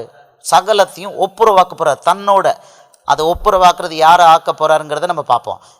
பாருங்க, எபேசியர் 1:9, காலங்கள் நிறைவேறும் போது விளங்கும் நியமத்தின்படி பரலோகத்தில் இருக்கிறவைகளும் பூலோகத்தில் இருக்கிறவைகளும் ஆகிய சகலமும் கிறிஸ்துவுக்குள்ளே கூட்டப்பட வேண்டும் என்ற தமக்குள்ளே தீர்மானித்திருந்த தம்முடைய தயவுள்ள சத்தத்தின் ரகசியத்தை எங்களுக்கு அறிவித்தார். சகலத்தையும் யாருக்குள்ள கூட்ட போறாரு? அவருக்காக எல்லாமே சிருஷ்டிக்கப்பட்டனால சகலத்தையும் பரலோகத்தில் உள்ளதையும் பூலோகத்தில் உள்ளதையும் யாருக்குள்ள கூட்ட போறாராம்? கிறிஸ்து நடுவில் இருக்கிறாரு, கிறிஸ்துவுக்குள்ள கூட்ட போறாரு. அப்படின்னா பரலோகத்தில் உள்ளது எதுவும் இறங்கி பூலோகத்துக்கு வராது, பூலோகத்தில் உள்ளது பரலோகத்தில் உள்ளது மாதிரி மாறி போகும். கிறிஸ்து தான் நடுவில் இருக்கிறார், அவருக்குள்ள கூட்ட போறார். அப்போ அவருக்குள்ள கூட்டப்படும் போது சாக்கடை அழுக்கெல்லாம் கூட்டப்படுமா? அவரோட பரலோகத்தில் உள்ளதையும் மறுபடி படிப்போம். காலங்கள் நிறைவேறும் போது விளங்கும் நியமத்தின்படி பரலோகத்தில் இருக்கிறவைகளும் பூலோகத்தில் இருக்கிறவர்களுமாகிய சகலமும் கிறிஸ்துவுக்குள்ளே கூட்டப்பட வேண்டும். சகலம் என்ன? ஆடு மாடு இந்த லைட் எல்லாமா? நோ நோ நோ நோ, மனுஷன் மனுஷி மட்டும்தான், வேற யாரும் கிடையாது. அல்லேலுயா, அல்லேலுயா. கை வைத்து அல்லேலுயா சொல்லுவோமா? அல்லேலுயா. மனுஷனையும் சகல மனுஷனையும் தன்னோடு பரலோகத்தில் கூட்ட போறாரு, இணைக்க போறாரு. அப்பந்தான் ரூல் வரும். எபிரேயர் 14வது அதிகாரம் எபிரேயர் 12:14 சொல்லுது, பரிசுத்தம் இல்லாமல் ஒருவனும் தேவனை தரிசிப்பதில்லையே. அழகா அந்த கண்டிஷன் அங்கே போட்டு விட்டார். ஆமாம், எபிரேயர் எடுத்துக்கொள்வோம் 12:14. 12:14 கடைசியில் சொல்றாரு, பரிசுத்தம் இல்லாமல் ஒருவனும் கர்த்தரை தரிசிப்பதில்லையே. அல்லேலுயா, அல்லேலுயா. அழகா சொல்லியிருக்கிறாரு, பரிசுத்தம் இல்லாமல் ஒருவனும் தேவனை தரிசிப்பதில்லை. நான் பரிசுத்தர், ஆதலால் நீங்களும் பரிசுத்தராயிருங்கள். லேவியராகமம் 12:45. நான் பரிசுத்தர், ஆதலால் நீங்களும் பரிசுத்தராயிருங்கள். இதுதான் அண்டர்லைன். அவர்கிட்ட யாரை ஒப்புரவாக்க போறாருன்னா, இந்த சகலமும் அவரோட ஒப்புரவாக்கப்படுறது. அதுதான் அந்த எக்கால சத்தம் ஊதிட்டு வர்றாரு. பரிசுத்தமா இருக்கிறவங்களை மட்டும் தன்னோட ஒப்புரவாக்குறாரு. இந்த பரிசுத்தத்தை எப்படி அடைய முடியும்? அல்லேலூயா. பரிசுத்தத்தை சாதாரணமா அடைய முடியாது. முடியுமா? சகோதரி, நீங்களும் நானும் பரிசுத்தமா நம்மளால இருக்க முடியுமா? ஒரு அழகான பெண்ணு ஒரு அது பாதி ட்ரெஸ்ல ரோட்ல வந்தா என்ன ஆயிடுச்சு? முடிஞ்சு போச்சு. ஆண்டவர் என்ன சொல்றாரு? அவளோடு விபச்சாரம் செய்தாயிட்டு. அல்லேலூயா. இன்னைக்கு ஏரோப்ளைன்ல வரும்போது, ஏர்போர்ட்ல பார்க்கும்போதெல்லாம் இப்போ பார்த்தா மாடர்ன் ட்ரெஸ்ன்னு பார்த்தா பெண்களுக்கு உடை குறைஞ்சிக்கிட்டே போகுது நாட்டில். ஆம்பளைகள் பாடு ரொம்ப தடுமாட்டம். எப்பா, நீங்களும் நானும் வேத வசனத்தை தியானம் பண்ணலை, விபச்சார கண்ணி இல்லைனாலும் அந்த பொம்பளைகள் அந்த பெண்கள் போட்டு கொடுத்துருவாங்க உங்களை. ஆமாம், அப்போ நீங்களும் நானும் நம்மளால் பரிசுத்தமாக இருக்க முடியாது. ஏன்னா நம்ம பரிசுத்தமாக இருக்க முடியும்னு நினச்சிட்டு வரும்பொழுது எதிர நிற்கும், அழகா நிற்கும். பட் அதுதான் பிசாசு. ஆமாம், ஒன்றும் பண்ண முடியாது. அப்போ இயேசு ஒருத்தர் தான் நம்மளை முற்று முடிய ரட்சிக்க வல்லவராயிருக்கிறார். எபிரேயர் 7:25 அவர் பாருங்க, எபிரேயர் 7:25 அதை கொடுத்துருக்கிறார். அவர் ஒருத்தர் தான். அல்லேலூயா. எபிரேயர் 7:25 மேலும் தமது மூலமாய் தேவனிடத்தில் சேருகிறவர்களுக்காக வேண்டுதல் செய்யும்படிக்கு அவர் எப்பொழுதும் உயிரோடு இருக்கிறவராகியால் அவர்களை முற்று முடிய ரட்சிக்க வல்லமையுள்ளவருமாய் இருக்கிறார். கையை வைத்து அல்லேலூயா சொல்லுவோமா? அல்லேலூயா. இயேசு நம்மளை முற்று முடிய ரட்சிக்க வல்லவராக இருக்கிறார். ஏன்னா அவர் உயிரோடு இருக்கிறாரு. அவர் நமக்காக விசாரிக்கிறவராக இருக்கிறாரு. ஏன் விசாரிக்கிறவராக இருக்கிறாரு?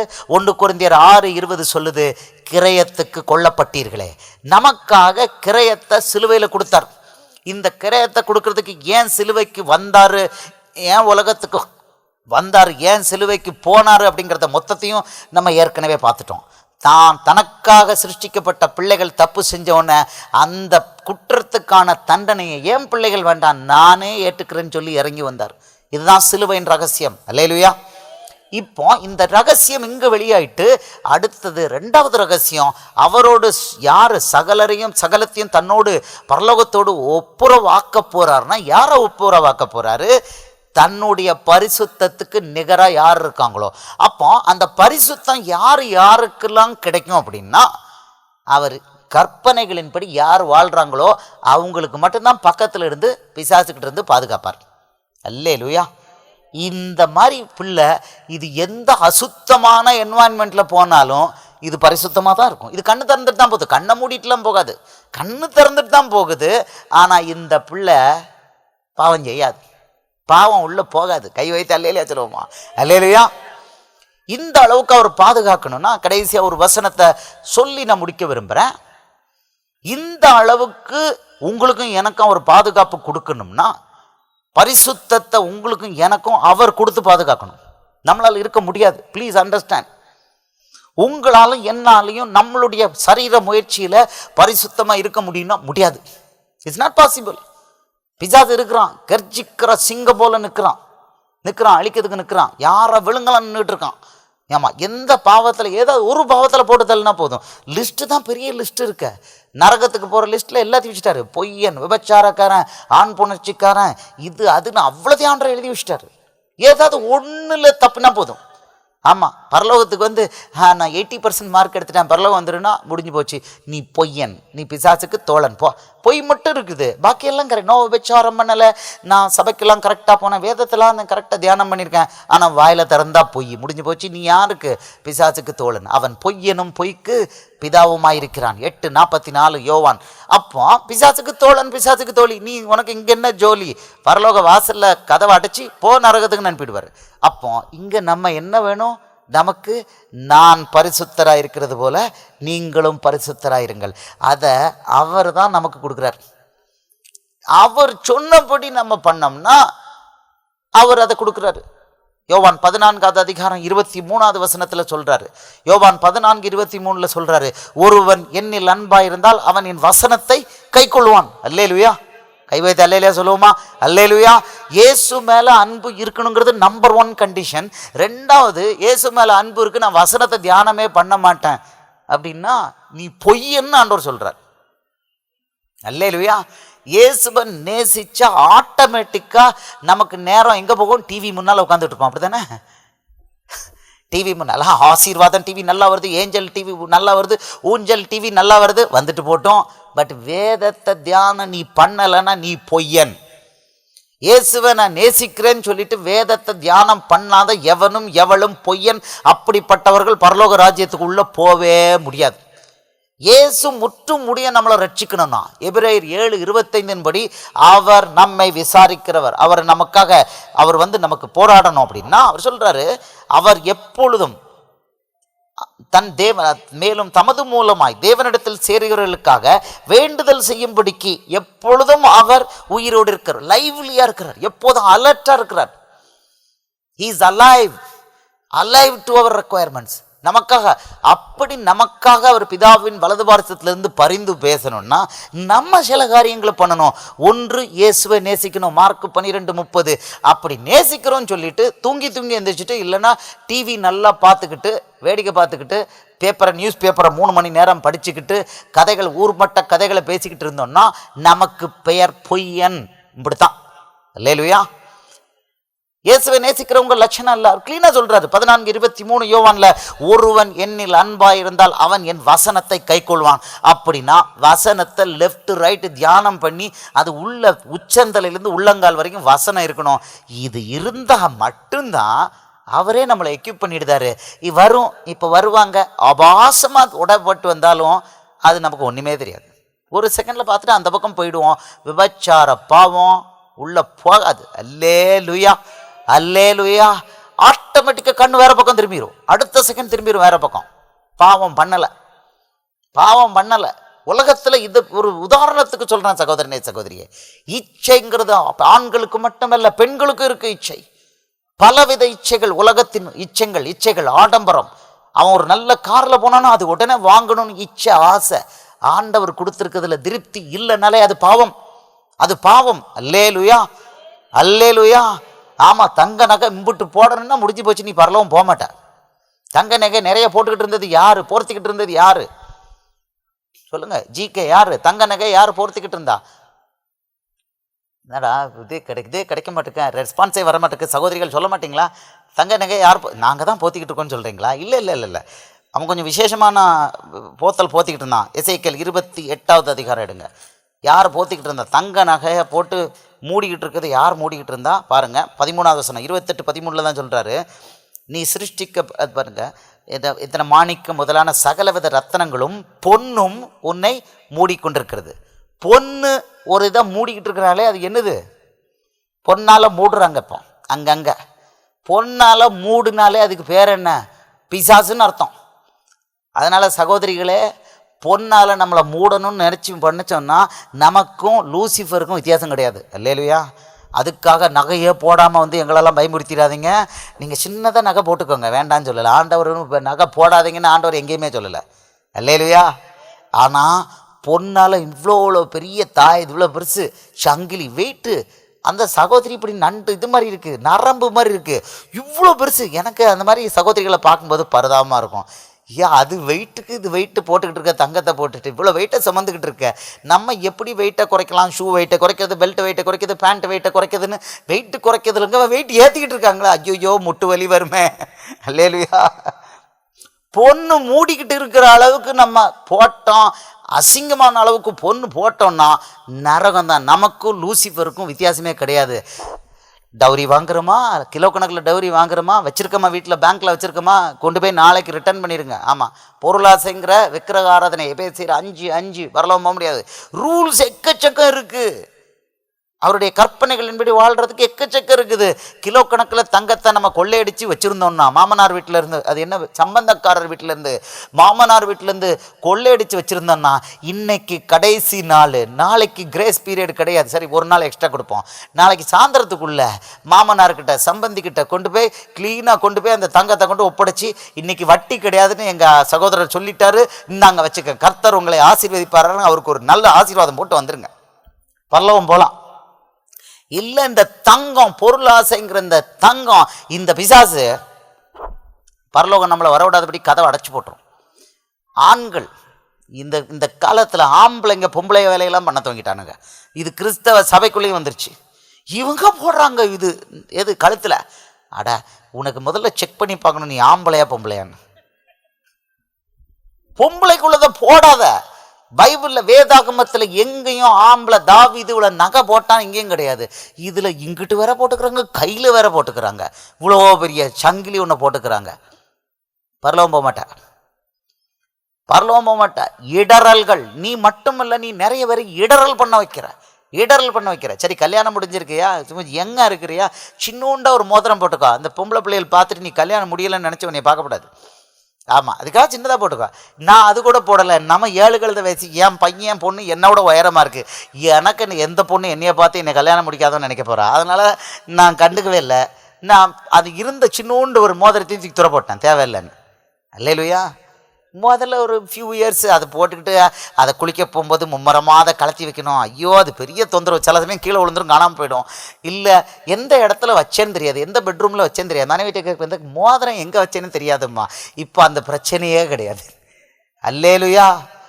ஆம்பளை நகை போடுறையா, உனக்கும் பிசாசுக்கும் வேறு வித்தியாசம் கிடையவே கிடையாது. தூக்கிடு. இன்னைக்கு யாரெல்லாம் ஆம்பளை நகை போட்டிருக்கீங்களோ, வெளியில் அந்த பக்கத்தில் ஒரு பாக்ஸ் வைங்க, போட்டு போயிடுங்க. அதை வட இந்தியா ஊழியத்துக்கு நம்ம பயன்படுத்துவோம், ஆமாம், பெண்கள் வடச்சங்கிலி மாதிரி வச்சுருக்கீங்கன்னு வீட்டுக்கு கொண்டு போகாதீங்க, இங்கே போட்டு போயிடுங்க. ஆமாம், போட்டுறாதீங்க. வடச்சங்கிலி மாதிரி சிம்பிளாக போடுங்க. நீங்கள் பாருங்கள், நான் வந்து ஒரு சீனியர் ஐஏஎஸ் ஆஃபீஸர், கை நிறைய சம்பளம் வாங்குகிறேன்.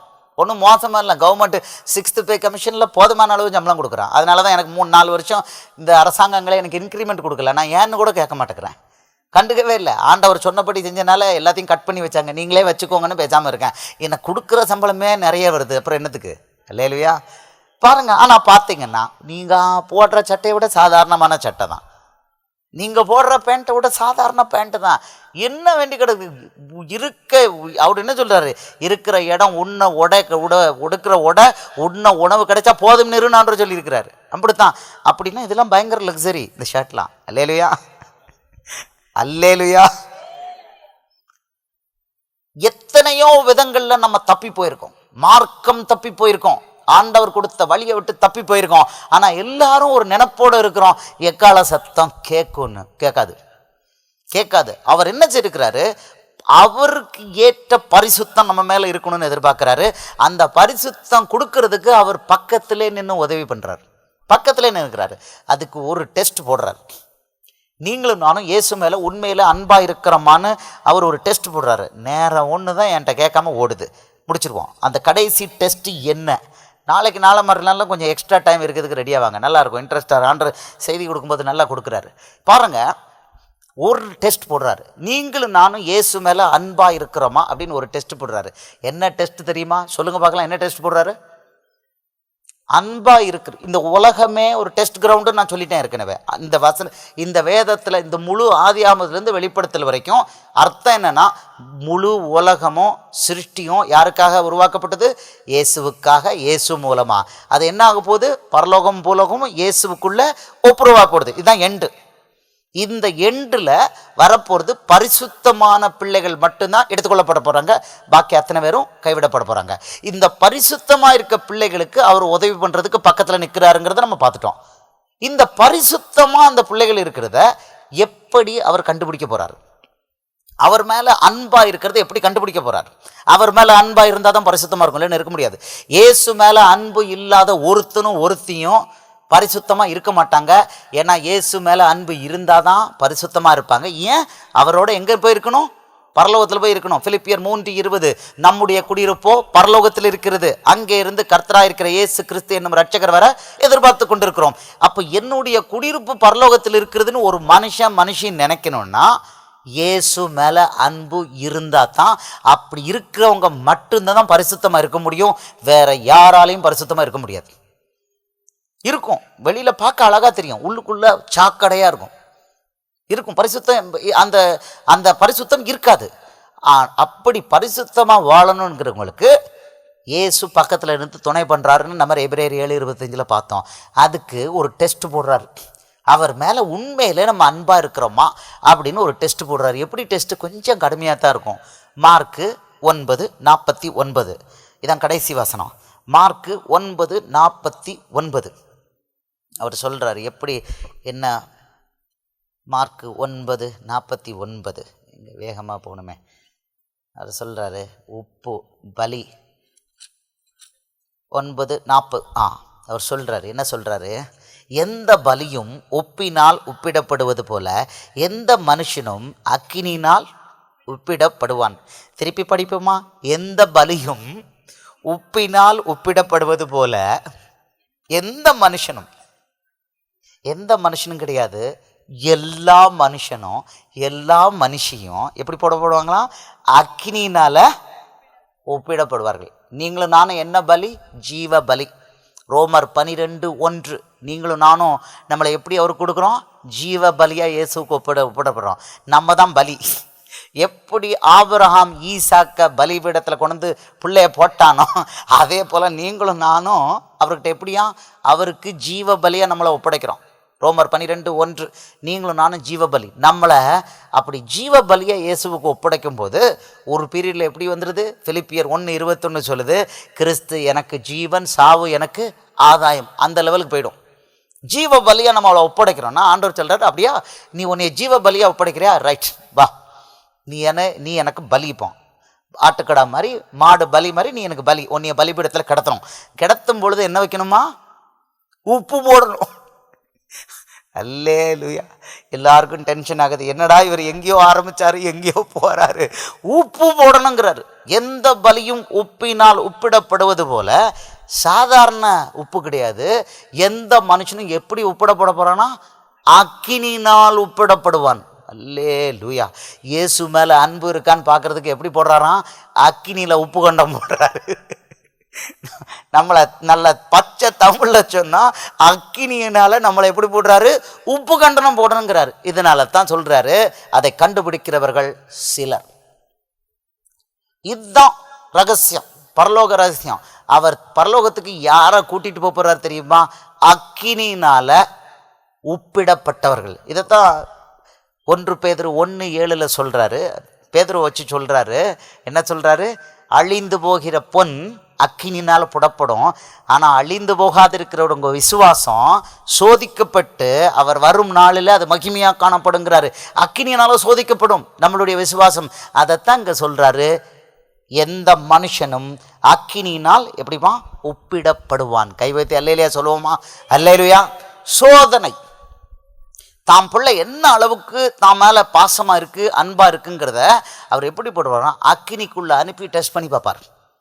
எந்த அளவுக்கு நீங்களும் நானும் சோதனை நேரத்தில் இயேசு கையை பிடிச்சிருக்கீங்க, இல்லைன்னா இயேசு கையை பிடிக்காம டபார்னு மந்திரவாதிட்ட போகிறோமா, இல்லைன்னா என் மாமா வந்து போலீஸ் ஆஃபீஸராக இருக்கிறாரு, இல்லை மினிஸ்டராக இருக்கிறாரு, இல்லை இந்த கட்சி தலைவரை போய் பார்ப்போம், இப்படி போயிடுதம்மா.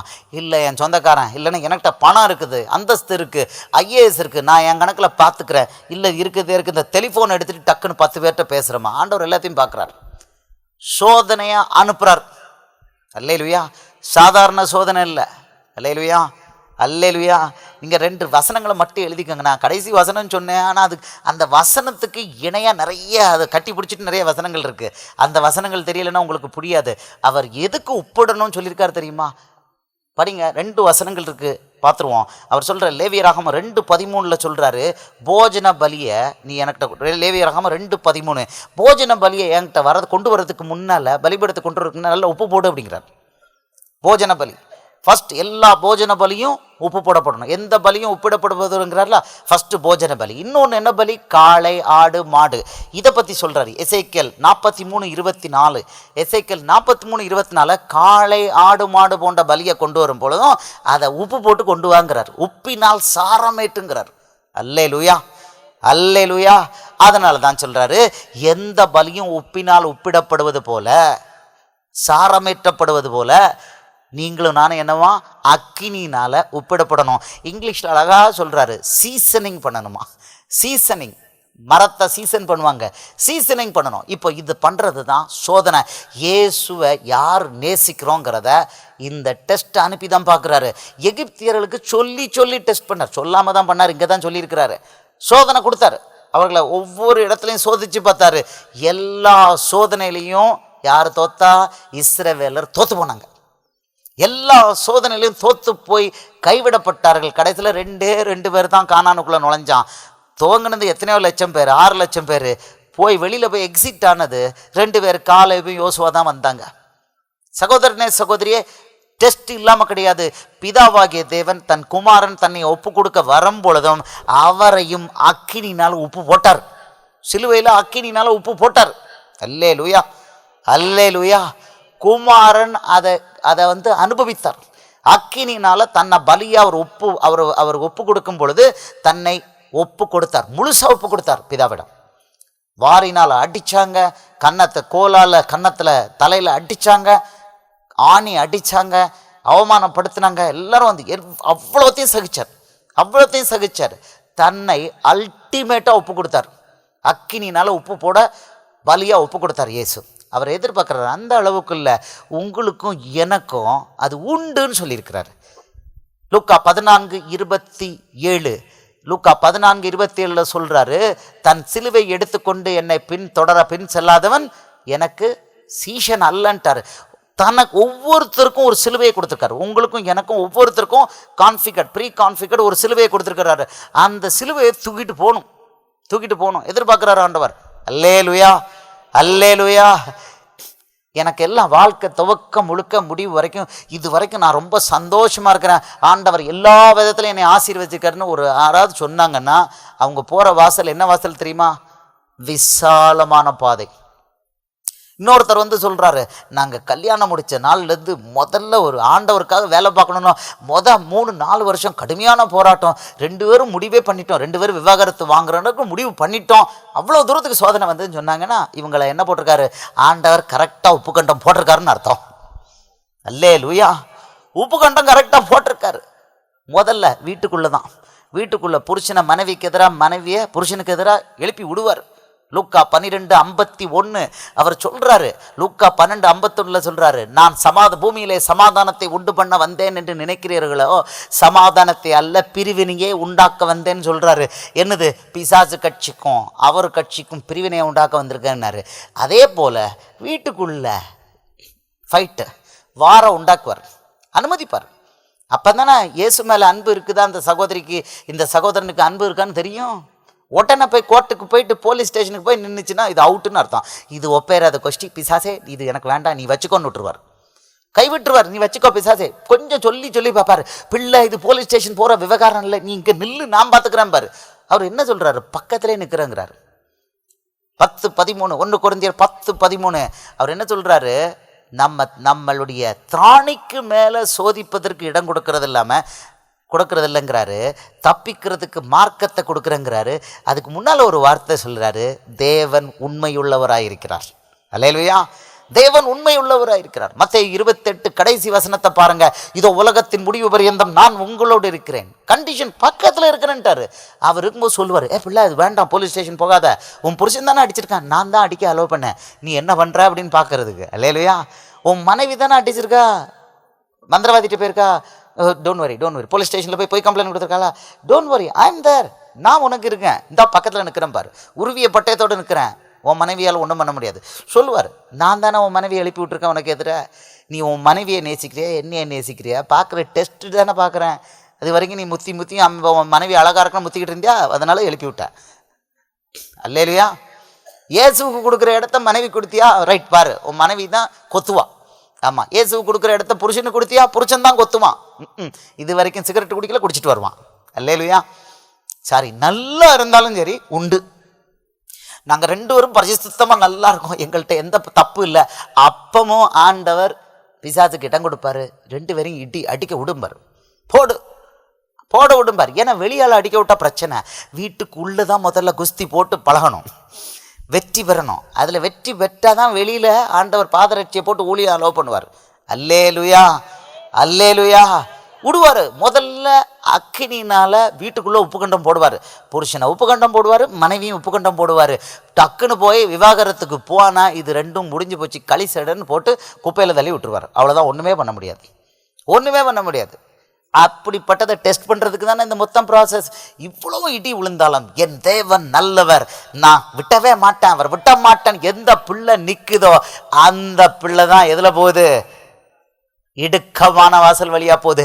அந்த பிள்ளைக்கு தான் பரலோகத்தை அப்படியே அழகாக திறந்து வைப்பார் ஆண்டவர். அல்லேலூயா. அந்த பிள்ளைகளோட தான் அவர் ஒப்புரவாவாரே தவிர, எனக்கு இயேசு இம்முனுக்கொண்டு போதும் பாக்கி நான் பார்த்துக்கிறேங்கிற பிள்ளை உனக்கு இங்கே ஜோலியே கிடையாது. உனக்கு ஜோலி லூசிஃபர் கூட தான்.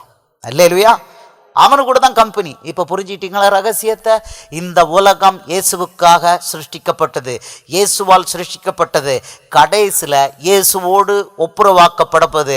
ஒப்புரவானவனே என்ன ஆகுது தெரியுமா? இந்த உலகம் இயேசுவுக்காக சிருஷ்டிக்கப்பட்டனால அவரோடு அந்த குறைந்த பிள்ளைகள் ஒப்புரவான உடனே இந்த உலகம் வானம் பூமி ஒன்றுக்கும் அதுக்கு பிறகு ஜோலியே கிடையாது. அதனால தான் வெளிப்படுத்தல் 21:1 பார்க்குறோம், முந்தின வானமும் முந்தின பூமியும் ஒளிந்து போயின. யோவானாகிய நான் புதிய வானத்தையும் புதிய பூமியும் கண்டேன், முந்திய வானமும் முந்திய பூமியும் ஒளிந்து போயின, சமுத்திரமும் இல்லாமல் போயிட்டு. இயேசுவுக்காக எதெல்லாம் உருவாக்கப்பட்டதோ அவ்வளவும் அழிக்கப்படும். அல்லேலூயா. வசனம் இன்னும் போனால் 1 பேதுரு 5க்கு நான் போன நேரம் ஆகிடும். அது எப்படி அழிக்கப்படும் நாங்கள் எழுதியிருக்கிறாரு.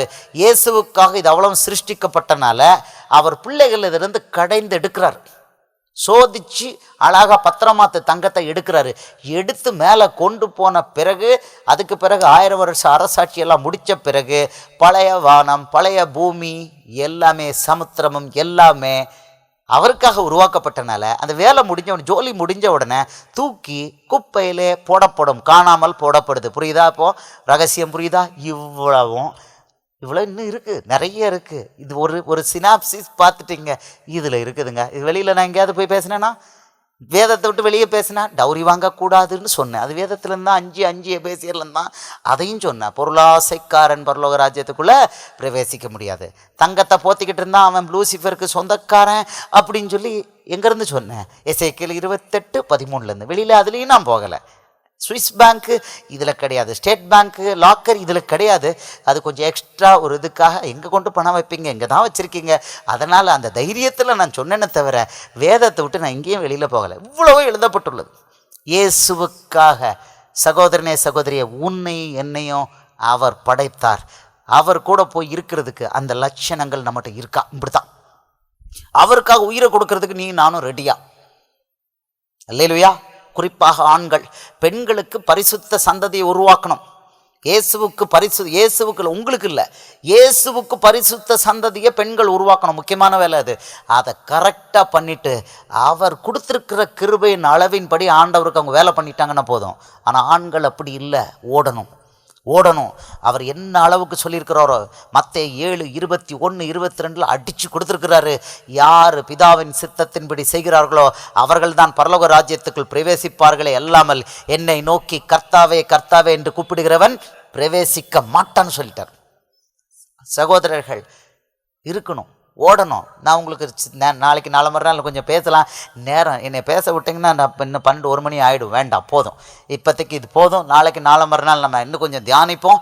சகோதரர்கள் சகோதரிகள், நீங்கள் நல்லா இன்னும் கொஞ்சம் தியானம் பண்ணிவிட்டு நாளைக்கு நம்ம என்ன தியானம் பண்ண போகிறோன்னா, ஆண்டவர் பரலோக தேவன் இயேசு தன்னுடைய பிள்ளைகளுக்கு என்ன அதிகாரம் கொடுத்துருக்கிறார், பரலோக கேரண்டி என்ன கொடுத்துருக்காரு, இதை பார்க்க போகிறோம். இதை வச்சு நீங்களும் நானும் என்ன பண்ணணும், நெக்ஸ்ட் லெவல், ஃபஸ்ட்டு நம்மளை பரிசுத்தப்படுத்துகிற லெவல் இது. இன்றைக்கு ரகசியங்களை தெரிந்து கொண்டு வருகையின் ரகசியங்கள், வருகை இவ்வளோ சமீபமாக இருக்குங்கிறத நாளை மறுநாளில் இன்னும் கொஞ்சம் வசனங்களில் பார்க்க போகிறோம். இன்றைக்கி காலம் பத்தலை. இன்றைக்கு பார்த்தது உலகம் யாருக்காக சிருஷ்டிக்கப்பட்டது, வருகையோட முதல் கட்ட ரகசியங்கள் என்ன அப்படின்னு பார்த்துட்டோம். பரிசுத்தம் எவ்வளோ நமக்கு முக்கியங்கிறத பார்த்துட்டோம். இதை பார்த்துருக்கோம். நாளைக்கு அடுத்த லெவல் 3வது நாள் வருகைக்கு முன்னால் ஆண்டவர் பண்ணி கொண்டிருக்கின்ற 4 கிரியைகளில் என்னென்ன கிரியைகள் நடந்து கொண்டிருக்கிறதுன்னு பார்த்துட்டு நம்ம முடிக்க போகிறோம். இப்பொழுது நம்ம முடிவெடுக்க வேண்டியது, நான் இயேசுவுக்காக அவர் லெவலுக்கு நான் பரிசுத்தமாக இருப்பேன் அப்படின்னு சொல்கிறவங்க எத்தனை பேர்? தயவுசெய்து எந்திரிங்க. எனக்கு பரிசுத்தம் வேணும், எனக்கு பரலோகம் வேணும் அப்படிங்கிறவங்க, நான் பரிசுத்தமாக வாழ்வேன், என்ன ஆனாலும் சரிதான், நான் பரிசுத்தமாக வாழ்வேன் அப்படிங்கிறவங்க தயவுசெய்து எந்திரிச்சு நில்லுங்க. ஆண்டவர் கொடுக்குற சார்ஜ் மோவோ 1 யோவான் 3வது அதிகாரம் 6வது வசனத்திலேருந்து சொல்கிறாரு. பாவம், சபையை குறித்து சொல்கிறாரு, பாவம் செய்கிற எவனும் அவரில் நிலைக்கலை அப்படிங்கிறாரு. அழகாக சொல்கிறாரு.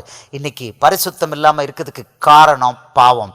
நான் பரிசுத்தமாக இயேசுவுக்கேற்ற பரிசுத்தத்தில் இன்னையிலேருந்து வாழ்வேன், அவருக்காக வாழ்வேன், அவரோடு வருகையில் நான் ஒப்புரவாவேன் அப்படிங்கிறவங்க தயவு செய்து நீங்கள் கண்களை மூடி எழுந்து நிற்கிறீங்க, கண்களை மூடிக்கொள்ளுங்க. தமிழ் மற்றவங்களுக்கு புரியல அப்படின்னு நினைக்கிறேன். எல்லோரும் எந்திரிச்சிருங்கம்மா, தயவு செய்து ஐயா எந்திரிங்க, எல்லோரும் எந்திரிச்சிருங்க. நீங்கள் எந்திரிக்காமல் நின்னீங்கன்னா தூதன் நோட் பண்ணி உங்களை ரிஜெக்ட் லிஸ்ட்டில் வச்சிடக்கூடாது, உங்களை பரலோகத்துக்கு போக வேண்டாங்கிற லிஸ்ட்டில் அவன் எழுதி வச்சிடக்கூடாது. வேண்டாம், தூதர்கள் நிற்கிறாங்க, சுற்றி வளைச்சி நிற்கிறாங்க. எந்திரிக்காத ஆளுங்களெல்லாம் அவன் நோட் த பாயிண்ட் போட்டுறக்கூடாது. எல்லாரும் பரலோகத்துக்கு வரணும், எல்லாரும் பரிசுத்தமாக இருக்கணும். இப்போ இயேசுவு கேட்ட பரிசுத்தம் 5 நிமிஷத்தில் முடிக்க போகிறோம். தயவு செய்து இருந்த அந்த பரிசுத்தத்தை பெற்று செல்லுங்க. எல்லாரும் கண்களை மூடிக்கொள்வோம். ஏசு ராஜா, உங்களுக்கும் பரிசுத்தம் வேணும், பாட்டு எதுவும் வேண்டாம், நீங்களும் பரிசுத்தப்படுங்க. எல்லாரும் அறிக்கையிடுவோம். ஆண்டவரே, உங்களுக்கேற்ற பரிசுத்தம் என்னில் இன்று முதல் காணப்படும், உங்களுக்கேற்ற பரிசுத்தம் காணப்படும். எல்லாரும் ஒப்பு கொடுப்போமா? கண்களை மூடி ஆண்டவர்கிட்ட ஒப்பு கொடுப்போமா? ஏசப்பா, நான் பரிசுத்தர் ஆகையால் நீங்களும் பரிசுத்தராய் இருங்கள் என்று சொன்ன தேவனே, நான் பரிசுத்தர் ஆதலால் நீங்களும் பரிசுத்தராய் இருங்கள் என்று சொன்ன தேவனே, எனக்கேற்ற பரிசுத்தராய் இருங்கள் என்று சொன்ன தேவனே, ராஜா உங்களுக்கேற்ற பரிசுத்தத்தில் இந்த நிமிடத்திலிருந்து நான் இருப்பேன்ப்பா. எனக்கு அந்த எக்கால சத்தம் கேட்கணும்.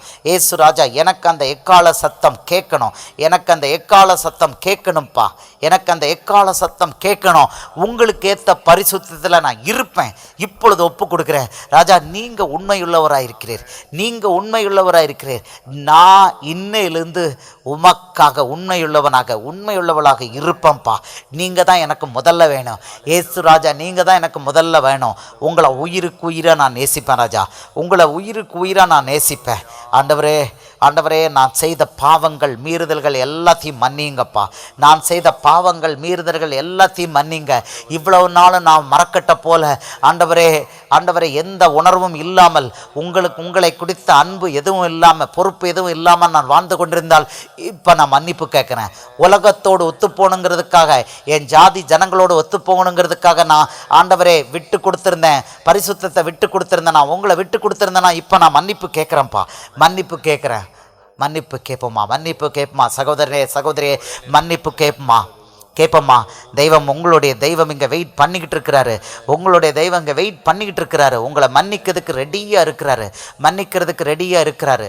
ஓ ரபலபா ரீக்கபா ரீபலபா சீகபா ரிக்கலபா ரபலபா சீகபா ரிக்கலபா ரகலபா ரீக்கபா ரீபலபா ஹூரபலபா ரிக்கபா. ஆண்டவரே உங்கள் பிள்ளைகளை மன்னிங்கப்பா. ஆண்டவரே உங்கள் பிள்ளைகளை மன்னிங்க ராஜா. உங்கள் பிள்ளைகளை மன்னிங்க ராஜா. உங்கள் பிள்ளைகளை மன்னிங்கப்பா. மன்னிக்க மனம் பெருத்தவரே, மன்னிக்க மனம் பெருத்தவரே. உங்கள் பிள்ளைகளை தெரிவு செய்து இங்கே கொண்டிருக்கீங்க ராஜா. உங்கள் பிள்ளைகளை தெரிவு செய்துங்க நீங்கள் கொண்டிருக்கீங்க, தெரிந்தெடுத்து இங்கே கொண்டிருக்கீங்க. இவர்களை ஆண்டவரே பரலோக ராஜ்யத்தோடு ஒப்புர வாக்கணுங்கிற ஒரே நோக்கத்தோட ஒரே நீதியோட இங்க நீங்க கொண்டிருக்கீங்கப்பா. உங்களோடு ஒப்புரவாக்குவதற்கு தெரிந்து கொள்ளப்பட்ட பிள்ளைங்கள் பாயுங்க. உங்களோடு ஒப்புரவாக்குவதற்கு தெரிந்து கொள்ளப்பட்ட உங்களுடைய அன்பான பிள்ளைகள் இவர்கள். நீங்க நேசிக்கிற பிள்ளைகள். இப்பொழுது அவர்கள் பரிசுத்தத்திற்காக உங்களிடம் ஏங்கிக் கொண்டிருக்கிறார்கள், பரிசுத்தத்திற்காக ஏங்கிக் கொண்டிருக்கிறார்கள் ராஜா. அந்த பரிசுத்தம் இப்பொழுது இவர்களுக்கு கிடைக்கணும்ப்பா ராஜா. இப்பொழுது இவர்களோடு உடன்படிக்கை செய்யுங்கப்பா. ஆபிரகாமோடு, ஈசாக்கோடு, யாக்கோபோடு உடன்படிக்கை செய்த தேவன். ஓ ரபலபா ரீக்கபா தாவீதோடு உடன்படிக்கை செய்த தேவன். ஒவ்வொரு பிள்ளையோடு உடன்படிக்கை செய்கிற தேவனே, உடன்படிக்கை செய்யும் ஒரே தெய்வம் நீர்தானப்பா. மனுஷியோடு உடன்படிக்கை செய்யும் ஒரே தெய்வம் நீர்தானப்பா. ஆண்டவரே இப்பொழுது இந்த பரிசுத்த உடன்படிக்கை உங்க பிள்ளைகளோட பண்ணுங்கப்பா. இப்பொழுது இந்த பரிசுத்த உடன்படிக்கை உங்க பிள்ளைகளோட பண்ணுங்கப்பா. உங்க பரிசுத்தம் இப்ப பிள்ளைகளை ஆட்கொள்ளட்டும்பா. உங்களுடைய பரிசுத்தம் ஆண்டவரே பரலோக பரிசுத்தம் உங்க பிள்ளைகளை ஆட்கொள்ளட்டும்பா. இப்பொழுது சகோதரனே சகோதரியே, இப்பொழுது வெண் புறாவை போல இயேசு உன்னிலே இறங்கி வருகிறார். புறாவை போல இயேசுவினிடம் இறங்கி வருகிறார். அவர் சமாதான புறா உன்னை நோக்கி வந்து கொண்டிருக்கிறார். பெற்றுக்கொள் பரிசுத்த உடன்படிக்கையை பெற்றுக்கொள். பாவம் இனி உன்னை ஆட்கொள்ளாது. பிசாசுக்கு இனி ஓ மேல அதிகாரம் கிடையாது. ரகலபா ரீக்கபா ரீபபா சீக்கரபா ரீபலபா ஹூகரபா ரிக்கலபா ரபலபா. ஆண்டவரே இவர்கள் அத்தனை பேரையும் பரிசுத்தத்துக்காக இயேசுவின் நாமத்தில் முத்தரிக்கிறேன். இவர்கள் அத்தனை பேரும் பரிசுத்தத்துக்காக இயேசுவின் நாமத்தில் முத்தரிக்கிறேன். பரலோக பரிசுத்தம் இவர்களில் இன்றிலிருந்து நிலைக்கும். பரலோக பரிசுத்தம் இவர்களில் இன்று முதல் நிலைக்கும். பரலோக பரிசுத்தம் இயேசுவுடைய பரிசுத்தம் இவர்கள் மேல நிலைத்து நிற்கும். இயேசுவுடைய பரிசுத்தம் இவர்கள் மேல இந்த நொடியிலிருந்து நிலைத்து நிற்கும். ஹோக்கரபா ரீபபா ரிக்கலபா சபரபா ரீக்கபா சகரபா ரீக்கபா ரீபபா ரிக்கலபா ஹோகரபா ரீபபா ரிக்கலபா. அபிஷேகம், புதிய பரிசுத்த அபிஷேகம் இவர்களை ஆட்கொள்ள இயேசுவின் நாமத்தில் ஆசீர்வதிக்கிறேன். புதிய பரலோக அபிஷேகம், பரிசுத்த அபிஷேகம் இவர்களை ஒரு முறை கூட இப்பொழுது நிரப்ப இயேசுவின் நாமத்தில் இவர்களை ஆசீர்வதிக்கிறேன். பரிசுத்தம் பரலோக பரிசுத்தம் இப்பொழுது ஆட்கொள்கிறது. பரலோக பரிசுத்தம் இப்பொழுது இவர்களை ஆட்கொள்கிறது. பிசாசே இவர்கள் மேல நீ வச்சிருந்த எல்லா அதிகாரங்களையும் ஆளுகைகளையும் இயேசுவின் பரிசுத்த நாமத்தில் அடியேன் ரத்து பண்றேன். சபபபா ரிக்கலபா சபபபா ரிக்கபா ரீபபா ரிக்கலபா ஊரபலபா ரிக்கபா. பிசாசே உன்னுடைய ஆளுகைகளை, அதிகாரங்களை மகத்துவமான பரிசுத்தமான இயேசுவின் நாமத்தில் நான் ரத்து பண்றேன். இவர்கள் பரிசுத்தர், மகா பரிசுத்தருக்கு பிள்ளைகள். இவர்கள் மகா பரிசுத்தருக்கு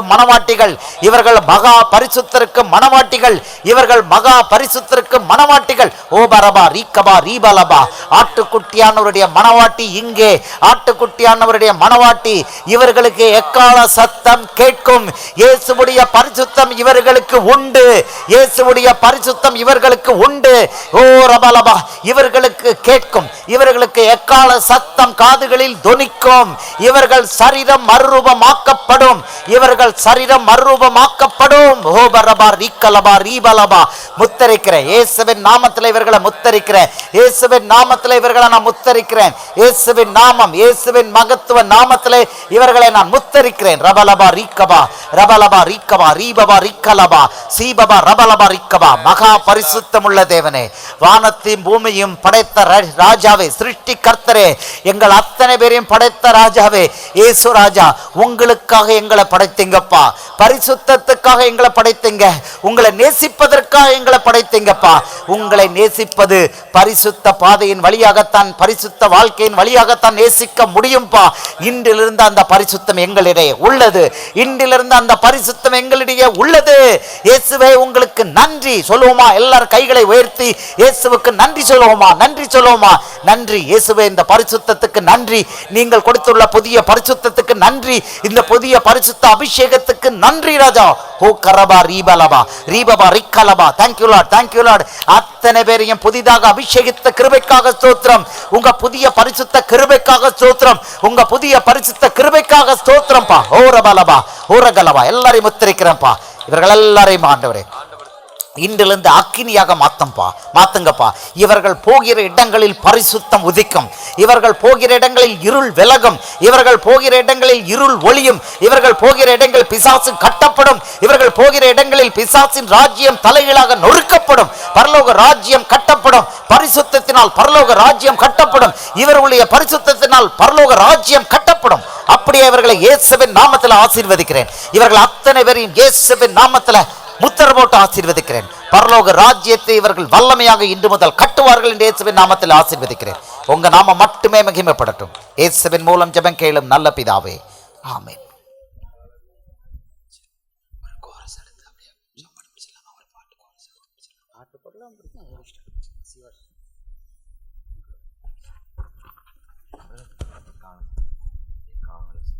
பிரைஸ் தி லார்ட். ஹல்லேலூயா. ஆமென். ஆண்டவரே, உம்மை நன்றியோடு துதிக்கிறோம். அந்த நாள் மிக சமீபமே, சுத்தர்கள் யாவரும் சேர்ந்திடவே. அந்த நாள் மிக சமீபமே, சுத்தர்கள் யாவரும் சேர்ந்திடவே.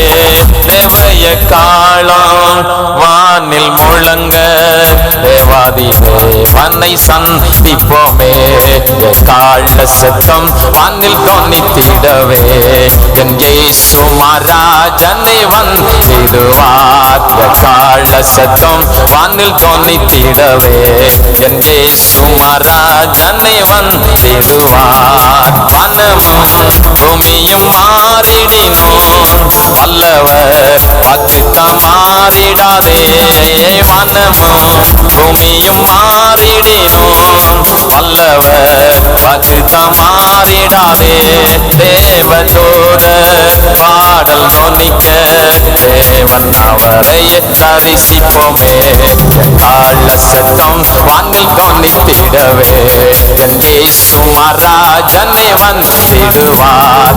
கால சத்தம் வானில் தொனித்திடவே, என் இயேசு மகாராஜனே வந்திடுவார். கன்னிமை நேரத்தில் மாறிடுவோம், விண்ணிலே யாவரும் சேர்ந்திடுவோம். கன்னிமை நேரத்தில் மாறிடுவோம், விண்ணிலே யாவரும் சேர்ந்திடுவோம். கண்ணீர் கவலை அங்கே இல்லை, கர்த்ததாமே வெளிச்சமாவார். கால சத்தம் வானில் தொனித்திடவே, என் இயேசு மகாராஜனே வந்திடுவார். கால சத்தம் வானில் தொனித்திடவே, என் இயேசு மகாராஜனே வந்திடுவார். கால சத்தம் வானில் தொனித்திடவே, என் இயேசு மகாராஜனே வந்திடுவார். கால சத்தம் வானில் தொனித்திடவே, என் இயேசு மகாராஜனே வந்திடுவார். கால சத்தம் வானில் தொனித்திடவே, என் இயேசு மகாராஜனே வந்திடுவார். நல்ல ஆண்டவரே, இரக்கமுள்ள பிதாவே, உம்மை துதிக்கிறோம், வாழ்த்துகிறோம். ஆசீர்வதிக்கப்பட்ட நல்ல வேலைக்காக உம்மை நன்றியோடு துதிக்கிறோம். கேட்ட வார்த்தையின்படி ஆண்டவரே, தம்முடைய பிள்ளைகளை பக்குவப்படுத்தி இருக்கிறீர், அதற்காய் நன்றி. ஒருமுகப்படுத்தினீர், அதற்காய் ஸ்தோத்திரம். தம்முடைய பிள்ளைகளுக்குள்ளே இந்த வார்த்தைகள், ஆண்டவராகிய தேவனுடைய வல்லமையுள்ள வார்த்தைகள் புறப்பட்டு இருக்கிறது. உள்ளும் புறமும் கேட்ட தம்முடைய பிள்ளைகளை கர்த்தர் அதிகாரப்படுத்தி ஆசீர்வதித்திருக்கிறீர். உம்முடைய வருகையிலே தம்முடைய பிள்ளைகள் சந்தோஷமாய் ஆண்டவருடைய நாமத்தை மகிமைப்படுத்துவதற்கு ஆவியானவர் தம்முடைய பிள்ளைகளை பலப்படுத்தினீர், அதற்காய் நன்றி. பிரசங்கித்த தம்முடைய மகனை கர்த்தர் பலப்படுத்தினீர், அதற்காய் ஸ்தோத்திரம். தொடர்ந்து தம்முடைய பிள்ளைகளை கர்த்தர் ஆசீர்வதிக்க வேண்டும் என்று ஜெபிக்கிறோம். நாளை மறுநாள் நடக்கின்ற கூட்டத்தில் உம்முடைய வல்லமையை கர்த்தர் அனுப்பி ஆசீர்வதிக்க வேண்டும் என்று ஜெபிக்கிறோம். தொடர்ந்து ஆசீர்வதியும் காத்துக்கொள்ளும், பொறுப்படுத்திக் கொள்ளும். இயேசுவின் நாமத்தில் ஜெபிக்கிறோம், ஜெபங்கேளும் ஜீவனுள்ள நல்ல பிதாவே, ஆமென். இப்பொழுது